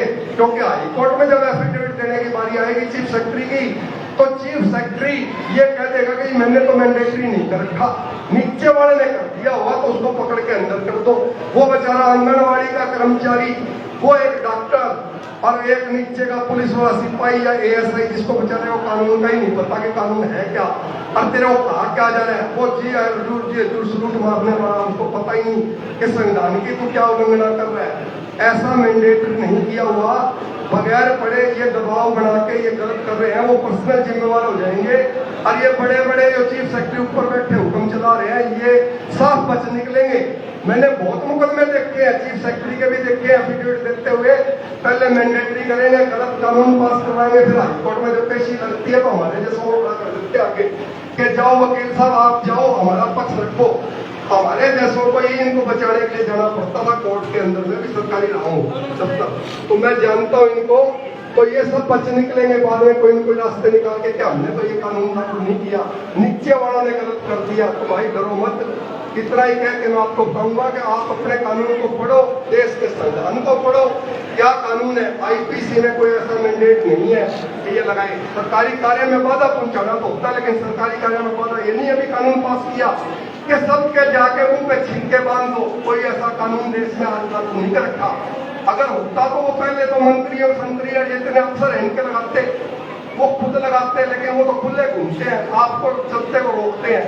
तो भाई डरो मत और अपने अधिकारों की खुद रक्षा करनी पड़ेगी। ये वक्त आ गया, क्योंकि न्यायालय के अंदर भी तारीख पे तारीख लगती चली जाएगी, हम लड़ते रहेंगे, जल्दी से न्याय नहीं मिलेगा। हमें अपना पक्ष रखने के लिए माननीय न्यायालय के सामने भी हम बात रख रहे हैं कि माननीय उच्च न्यायालय, उच्चतम न्यायालय भी मेरी बात सुन रहे हैं तो जज साहब से हम बार बार गुजारिश कर रहे हैं कि जितने भी ये ऐप डिजास्टर मैनेजमेंट बना रखा है, इसका संज्ञान लेके उच्चतम न्यायालय एक गाइडलाइन जारी करते पूरे देश में, ताकि ये धुंध का वातावरण छन जाए, ताकि हमें पता लगे आज के दिन माननीय न्यायालय क्या फैसला देता है। क्योंकि बहुत सी हाईकोर्ट ने हमारे फैसला दे दिया है कि ये स्वैच्छिक है, ये जबरदस्ती नहीं कर सकते, फिर भी ये गैर कानूनी ढंग से जबरदस्ती चलान काटते हैं, लोगों को पकड़ते हैं, डराते हैं, वैक्सीन लगाते हैं। तो भाइयों, इनके ड्रामे मत आओ। जय राम जी की सब भाइयों ने राम राम। बहुत बढ़िया वकील साहब। अच्छा, दो चीज रह गई इसमें, तो परवाला की राजनीति से समझ टीम आई बैठी है। इनने जब पूरा लॉकडाउन था तब उस दौर में भी इसके सुई के और कच्चे के खिलाफ तो रैली काटी थी परवाड़ा में, तो इन पर यहाँ पर जोरदार तालियां कर जरूर बताओ। और दूसरा जो है, जो किसान आंदोलन खासकर देखा था तो IT सेल चली थी किसानों के बाद की, क्योंकि उसमें तो था बीजेपी बड़ी एंटी, बीजेपी की IT सेल और जेजेपी की IT सेल अपनी एंटी थी। इसमें इस बात की भी तसल्ली दी है, सारे पार्टी वाले बैठ के अपने खिलाफ एक बड़ी मुहिम छेड़ है अपने फैसला अंदर, क्योंकि दुकानदारी खराब होगी। तो जितने भी साथी रह रहे हैं IT सेल प्रॉपर अपना, कोई भी दल कमेंट कर तो मुंह तोड़ जवाब दे, उस पर अपना IT सेल खड़ा करो कुछ कपड़ा। तीसरी बात यह है, तो एक लीकेज रह रही है ना, दो चीज और इस काम में दो चीज हटती है ना, तो आठ बीमारी आप पे भी गिरती। एक तो अखबार में चलते, अखबार और टीवी, जब दो चीज ऊपरे काम इकट्ठा करते भी जब पाबंदी डाले नहीं, काम इकट्ठा अखबार का भी इसका करते और टीवी तक ऊपरे जब पढ़ना छूट जाता हो, आपने बीमारी बढ़ सकती टोई भी।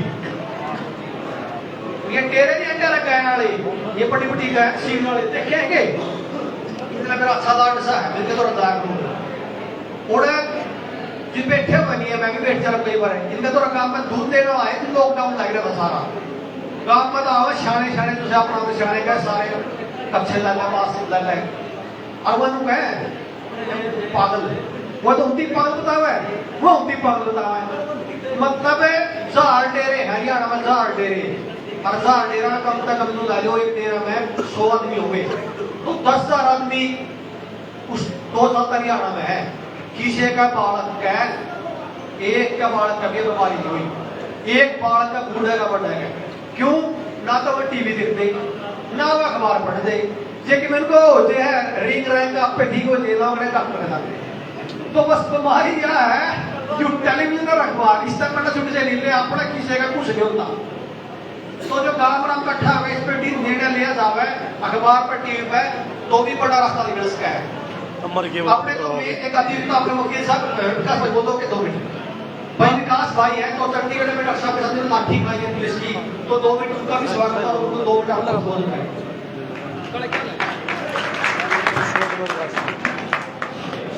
राम राम भाई, सारे बड़े छोटे हैं। एक बार तुम्हारा लावा है तो ये नारा ला के जो आंदोलन में अच्छी पड़ गई, किसान मजदूर एकता भाई, सारे एक बार कैसे हम हाथ काट ले, 2 मिनट हो जाए, बस 2 मिनट हो जाए तो किसान मजदूर एकता इनकलाब जिंदाबाद भाई। 2-3 लड़ाई लड़ी हमने चंडीगढ़ के अंदर है, तो एक आते एक बात कही थी कि दूध बात जाएगा, सरकार कहता है बगलो लाठी खाए तो हरियाणा में जाकर दूध बात जाएगा, और मैं तावे धक्का दे लाना आई हो और हम खड़े मिला ना बना कर देखा गए। तो इसकी शुरुआत हुई ब्याणा खेड़ा काम था भाई, तो वो ब्याणा खेड़ा शुरुआत हुई, सरकार ने भी आके छोड़ा छोड़ दे बोना बताओ भाई, आठ आके सरकार ने भी आके छोड़ोगे, तब ये लोग कहते कि हमें बोला था ठीक है, अरे हमें बोलते थे कि वैक्सीन ना मास्क लाना, जब इनका पढ़ना छोटा इतना छोड़ते हो, इतनी सी बात। मैं सारे का बहुत बहुत धन्यवाद। इनकलाब जिंदाबाद भाई। और बस तैयारी से मजबूती से लड़ियो, मजबूती से लड़ियो, जो कोई में रवि रोज धक्का करे, सारे ने रवि का कला काम होने सारे इकट्ठे करे, तो सारे ने मजबूती से लड़ना पड़ेगा। अरे एक ने डॉक्टर देवेंद्र बधारा बढ़ना पड़ेगा, एक सुशील नरवाल बढ़ना पड़ेगा, जितने भाई इस खुद की लड़ाई समझ कर लड़ना पड़ेगा भाई, इसमें लड़ना था तो किसी एक का काम होने हो। धन्यवाद। एडवोकेट साहिल वकील भाई। पूरे गांव में राम राम। ये बेड़ा खेड़ा में आप सब इकट्ठे हुए हो, बड़े बुजुर्गों को राम राम और नमस्ते सभी भाइयों को। आप सबको ये तो पता लगी कि फर्जीवाड़ा क्या चल रहा है, समझ में आ रही है? सारी फर्जी बीमारी है, आ रही है समझ में? पूरा फर्जीवाड़ा चलने लग रहा है, ये तमाशा चल रहा है। हमारे देश के अंदर पहली बार ऐसा हुआ है कि एक आदमी की हेल्थ के नाम पे कह रहे तेरी सेहत के नाम पे तेरे को ही जेल में ठोक देंगे। ये देवेंद्र भाई हमारे साथ बैठ रहा, इनको जेल में ठोक दिया किस बात के लिए कि भाई तूने मुंह पे कच्छा नहीं ला रखा, तूने मुंह पे कच्छा नहीं ला रखा, इसलिए तेरे को ही जेल में ठोक देंगे। और कच्छा किस लिए कहते हैं? वो तेरी सेहत के लिए, तेरी सेहत के लिए जो दीजिए तेरे को जेल में ठोक देंगे। ये बदमाशी चलने लग रही हमारे देश के अंदर। आप सब भाई देखने लग रहे हो क्या रहा है, कैसे आप लोगों को पागल बनाया जाता है। आपने सोचा कभी कैसे पागल बनाया जाता है आपको? आपको टीवी के माध्यम से, मोबाइल के माध्यम से, अखबारों के माध्यम से आपको रोजाना एडवर्टीजमेंट दिखा दिखा के एकदम मूर्ख बना के रखा जाता है। ऐसी ऐसी चीजें परोसी जाती हैं आपको जिससे आपका दिमाग जो है शून्य हो जाए। सरकारें हर जगह पे एडमिट कर चुकी हैं कि ये टीका जो है स्वैच्छिक है, फिर भी आप साथ धक्का करने लग रहे। 1.5 साल से ऊपर हो गया, आपके एक मोबाइल के ऊपर कॉलर ट्यून चल रही है। ध्यान आ रही है भाई? आ रही है ध्यान? वो क्या बोलते हैं कॉलर ट्यून? टिक्का जरूर लगाओ, टिक्का जरूर लगाओ, जब भारी बारी है टिक्का जरूर लगाओ। अरे भाई मेरी एडवर्टीजमेंट तो नहीं करती है कंपनियां पॉकेट में।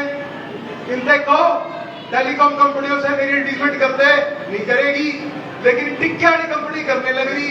तुम पूछते नहीं इनसे कि ये टिक्के की एडवर्टीजमेंट करने लग रहे हो, कितने करोड़ रुपए मिला तुमको? मैंने उठाई आवाज, मेरा तो बंद कर दिया, लोगों की इतनी चालू लग रही तो लोगों तक बात ही नहीं पहुंची अभी तक। क्यों हो क्या लग रहा है? ये सारा दिन आपको मूर्ख बना के रख रहे, एक के बाद एक आपको जो टूथपेस्ट कराया जा रहा है उसमें फ्लोराइड मिलाया जा रहा है। पहले लोग दंत मंजन करते थे, नीम की दातन करते थे, आज क्या हो रहा है? फ्लोराइड वाला टूथपेस्ट आपको खिलाया जा रहा है। उस फ्लोराइड जो है आपका सिगरेटों में भी डाला जा रहा है। अरे यहाँ पे हुक्का पी रहे, हुक्के को माड़ा कहने लग रहे। अरे मैं कहता हूँ माड़ा तो है, तंबाकू आप लोगे शरीर में नुकसान तो करेगा ज्यादा क्वांटिटी में अगर आप लोगे। अरे लेकिन जो सिगरेटों की एडवर्टीजमेंट कर करके आपके शरीर के अंदर फ्लोराइड पहुंचाया जा रहा है, वो आपके ब्रेन को जो है सुस्त कर देगा।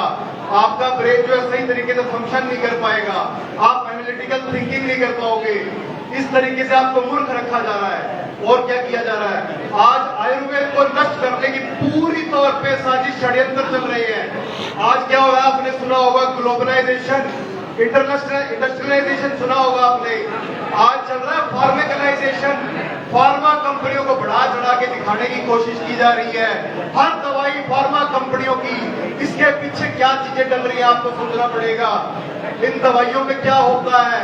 एक्टिव फार्मास्यूटिकल इंग्रेडिएंट API, ये जो होता है पेट्रोलियम सब्सटेंस होता है, इन दवाइयों के अंदर डलता है। आपको बताया नहीं जाता, जाके नेट के ऊपर सर्च कर लो भाई। गूगल मत करना, डक वो ब्राउजर यूज करो आज के दिन, वो सिक्योर है। गूगल तुम्हारे लिए भला नहीं करने लग रहा। गूगल जो प्ले स्टोर है ये तुम्हारे साथ खेलने लग रहा। इसमें जो प्ले है वो तुम्हारे साथ हो रहा है, खेल तुम्हारे साथ खेलने लग रहे हैं। ये देखते लोग और क्या कर रहे हैं आपके साथ? आपने सोचा कभी? अरे आपके आसमान के अंदर भी गंदगी फेंकने लग रही है। हवाई जहाज के माध्यम से आपके आसमान के अंदर भी गंदगी फेंकने लग रहे हैं। उसको कैम्पट्रेल बोलते हैं। डक गूगल पर जाके सर्च कर लो कैम्पट्रेल क्या होती है। आपके आसमान के अंदर स्प्रे कर रहे हैं, उसमें ग्रेफीन ऑक्साइड और कई तरीके के केमिकल्स मिलाए जा रहे हैं। ऊपर से ही स्प्रे करके आपकी जो भूमि है उसको वैसे पेस्टिसाइड और चीज लाकर नष्ट कर ही दिया है। ऊपर से आप अगर बच गए, थोड़ी आपको समझ आ गई, तो ऊपर आसमान में से स्प्रे करेंगे और आपकी जो फसल है उसको बर्बाद कर देंगे। आपने सुना क्लाउड सीडिंग का नाम? क्लाउड सीडिंग का नाम सुना हो कई लोगों ने यहाँ पे, कि ऊपर से स्प्रे करेंगे और उससे बारिश हो जाएगी। अरे भाई उसमें केमिकल क्या क्या पड़ रही है तो कुछ लोग से। अभी हम थोड़ी देर में एक डॉक्यूमेंट और रिलीज करेंगे। एक डॉक्यूमेंट मैंने बनाया है, हमारे जो व्यापारी भाई हैं जो बार बार लगातार फोन आ रहा है, वो कह रहे हैं हमारे पे चालान का दबाव डाला जा रहा है। हमें कहा जा रहा है कि हमारे ऊपर चालान हो जाएगा अगर आपने लॉकडाउन के अंदर दुकानें खोली या कर्फ्यू लगाएंगे दुकानें खोली। तो भाइयों से कहना चाहूंगा कि पहले तो हमसे ये हिसाब लो, पहले लॉकडाउन का कंपनसेशन दे दिया क्या इनने? इन सरकारों ने तुम्हारे को लाखों रुपए कंपनसेशन देना था, क्या इन्होंने दे दिया तुम्हारे को? नहीं दिया। सोशल डिस्टेंसिंग शब्द ये इस्तेमाल करते हैं, होता क्या ये शब्द? सामाजिक दूरी, ये हमारे समाज को तोड़ रहे हैं। आप एक बात सोचिए, हमारे देश के अंदर 135 करोड़ से ऊपर लोग हैं। क्या 135 करोड़ लोगों को जेल के अंदर बंद करके रखा जा सकता है? बताइए, नहीं रख सकते। इसीलिए ये शब्द लाया गया लॉकडाउन, आप ताकि अपने अपने घरों में बंद हो जाए, इसीलिए इस शब्द को लाया गया है। आपको अपने घरों के अंदर बंद करके आपको इस फर्जीवाड़े के बारे में पता ना लगे, आपको इन विदेशी कंपनियों के माध्यम से जो बातें परोसी जाएंगी वो आपके दिमाग को कंट्रोल करेगी, और दिमाग को कंट्रोल करके आपकी परसेप्शन को कंट्रोल किया जाएगा। जो आप चॉइस सोचते हैं, फ्री मार्केट नहीं है यहाँ पे, जो कहा जाता है ना कंपटीशन वाली मार्केट है, नहीं है यहाँ पे फ्री मार्केट। ये आपको मूर्ख बनाया जाता है। एक ही कंपनी के 5 अलग अलग छोटी कंपनियां हैं, उनका बाप एक ही है, ये बिल गेट, इनके पास जाता है सारा पैसा, घूम फिर के सारे पेटेंट इनके पास रहे। वही चीजें आपको खिलाई जाती है लगातार। और क्या कर रहे हैं आपके साथ ये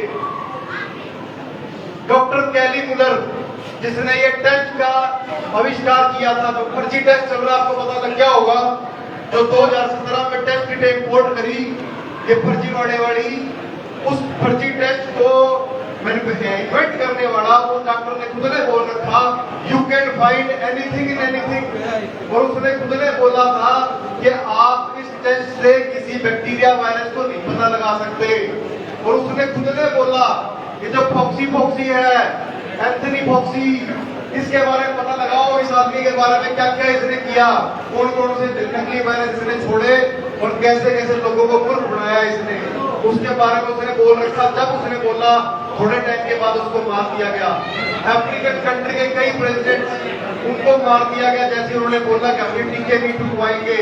अरे एक प्रेसिडेंट ने तो ये भी कर दिया, खरबूजे की बड़ा होता है, पपीते का और बकरी का उसने टेस्ट करवा दिया, और वो टेस्ट भी आ गया पॉजिटिव। उसके बाद वो कहता भाई ये तो फर्जीवाड़ा है, सरेआम मुल्क बनाने लग रहे हैं, तंजानिया के राष्ट्रपति बताने लग रहे भाई साहब ये। हाँ, तो उनको भी मार दिया गया। ऐसे बहुत से लोगों को मारा गया। भाई राजीव दीक्षित को भी मार दिया गया, क्योंकि उन्होंने भी पेट्रोलियम के अंदर जो सारा खेल चल रहा है उसके बारे में उजागर किया। ये सारी कंपनियां मिलकर लूट करती हैं, और इनके अंदर ये टेक्नोलॉजी कंपनियां भी हैं। और मैं आपको बताना चाहूंगा कि न्याय व्यवस्था, जो कानून कहते हैं, जो न्याय है, वो कोई सामान्य ज्ञान से ऊपर नहीं होता। कोई बड़े बड़े सेक्शन एक्शन जो एक्ट होते हैं, उनकी कोई बड़ी बात नहीं है। मेन जो बेसिक फंडामेंटल्स हैं आपके, अगर वो सही होंगे, आपको बेसिक ज्ञान होगा, तो आप वो चीजें सब समझ सकते हो। या आपको मुल्क बना के और बड़ी बड़ी कंपनियों के माध्यम से या बड़े बड़े कॉर्पोरेशन के माध्यम से, जैसे गवर्नमेंट ऑफ इंडिया एक कंपनी है, पुलिस डिपार्टमेंट एक कंपनी है, इन कॉर्पोरेशन से, जैसे आपको पता होगा म्युनिसिपल कॉर्पोरेशन बोला जाता है, म्युनिसिपल कॉर्पोरेशन है, ये कंपनी है। आपको ये समझना होगा, एक कंपनी होती है, एक होता है इंसान, मनुष्य। तो मनुष्य के ऊपर उनकी फालतू बातें नहीं होती है, बशर्ते आप अपनी गुलामी को जो है स्वीकार ना करो। सरकारों ने विभिन्न आरटीआई के अंदर ये इन्फॉर्मेशन दे दी, इन कंपनियों ने, ICMR ने दे दी अपनी गाइडलाइंस वगैरह। और ये गाइडलाइंस जो भाई ये तस्वीरें ज़्यादा शेयर के गाँव बयानी खेड़ा से हम पहुँचे हैं, और मौके पर किसान नेता भी उनसे बातचीत करेंगे कि किस तरीके से जो है स्थिति को देखते हैं, क्योंकि काफ़ी लंबा है। नेताजी, क्या आज प्रोग्राम था, कहाँ आप पहुँचे थे, कौन से गाँव में पहुँचे? आज हिसार का बयाना गांव खेड़ा से जो सरकार के द्वारा एक अफवाह फैलाई जा रही है, अभी ओमिक्रॉन नई बीमारी आई है, उसके खिलाफ यहाँ से देवेंद्र बलारा और डॉक्टर सुशील है, उन्होंने इस लड़ाई का आगाज किया है। हम भी इन भाइयों के साथ हैं, यहाँ आए हैं, लोगों को जागरूक किया है। लोगों ने वादा भी किया, अभी हमारे गांव में अगर कोई डॉक्टर आएगा बच्चों को टीका लगाने वाला, तो उसको हम भगाएंगे। अब जब से ये चंडीगढ़ में प्रोग्राम आया, तभी से ये लोगों ने बताना शुरू किया है, भाई ये टीका लगा था, हमें ये दिक्कत हुई, लेकिन उससे पहले कोई भी भाई नहीं बता रहा था इस टीके लगने से हमें ये दिक्कत हुई है। अभी बाहर से उसके बगैर आपको ना तो खार मिलेगा, ना बैंक में जा सकते, फिर कैसी स्थिति का सामना करेंगे? देखो, लड़ाई तो लड़नी पड़ेगी। ये जो सरकारी दफ्तर है वो किसके है? इनके बाप के थोड़ा है, ये तो जनता के है। वहीं मैं तो कहता हूँ, जहाँ भी आपको रोका जाता है वहीं बैठ जाओ, वहीं नारे लगाओ, वहीं धरना शुरू करो। किस किस को रोकेंगे? ये तो एक सब धक्काशाही कर रहे हैं देश में। हाँ जी, सरकार के साथ एक और लड़ाई शुरू होने वाली है आपकी।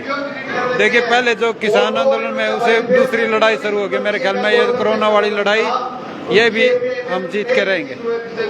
लाइव तस्वीरों को शेयर कीजिएगा, काफ़ी तादाद में लगातार जो है गांव के वासी हैं, तो इन तस्वीरों को शेयर करें, बने रहे संदर्भ हरियाणा के साथ। और लगातार जो है इस चौपाल में काफ़ी हज़ारों की तादाद में लोग यहाँ मौजूद थे। तस्वीरों को शेयर करें, बने रहे संदर्भ हरियाणा के साथ। तो विनम्र निवेदन रहेगा कि इन तस्वीरों को शेयर जरूर कीजिएगा। बहुत बहुत जय हिंद, जय भारत।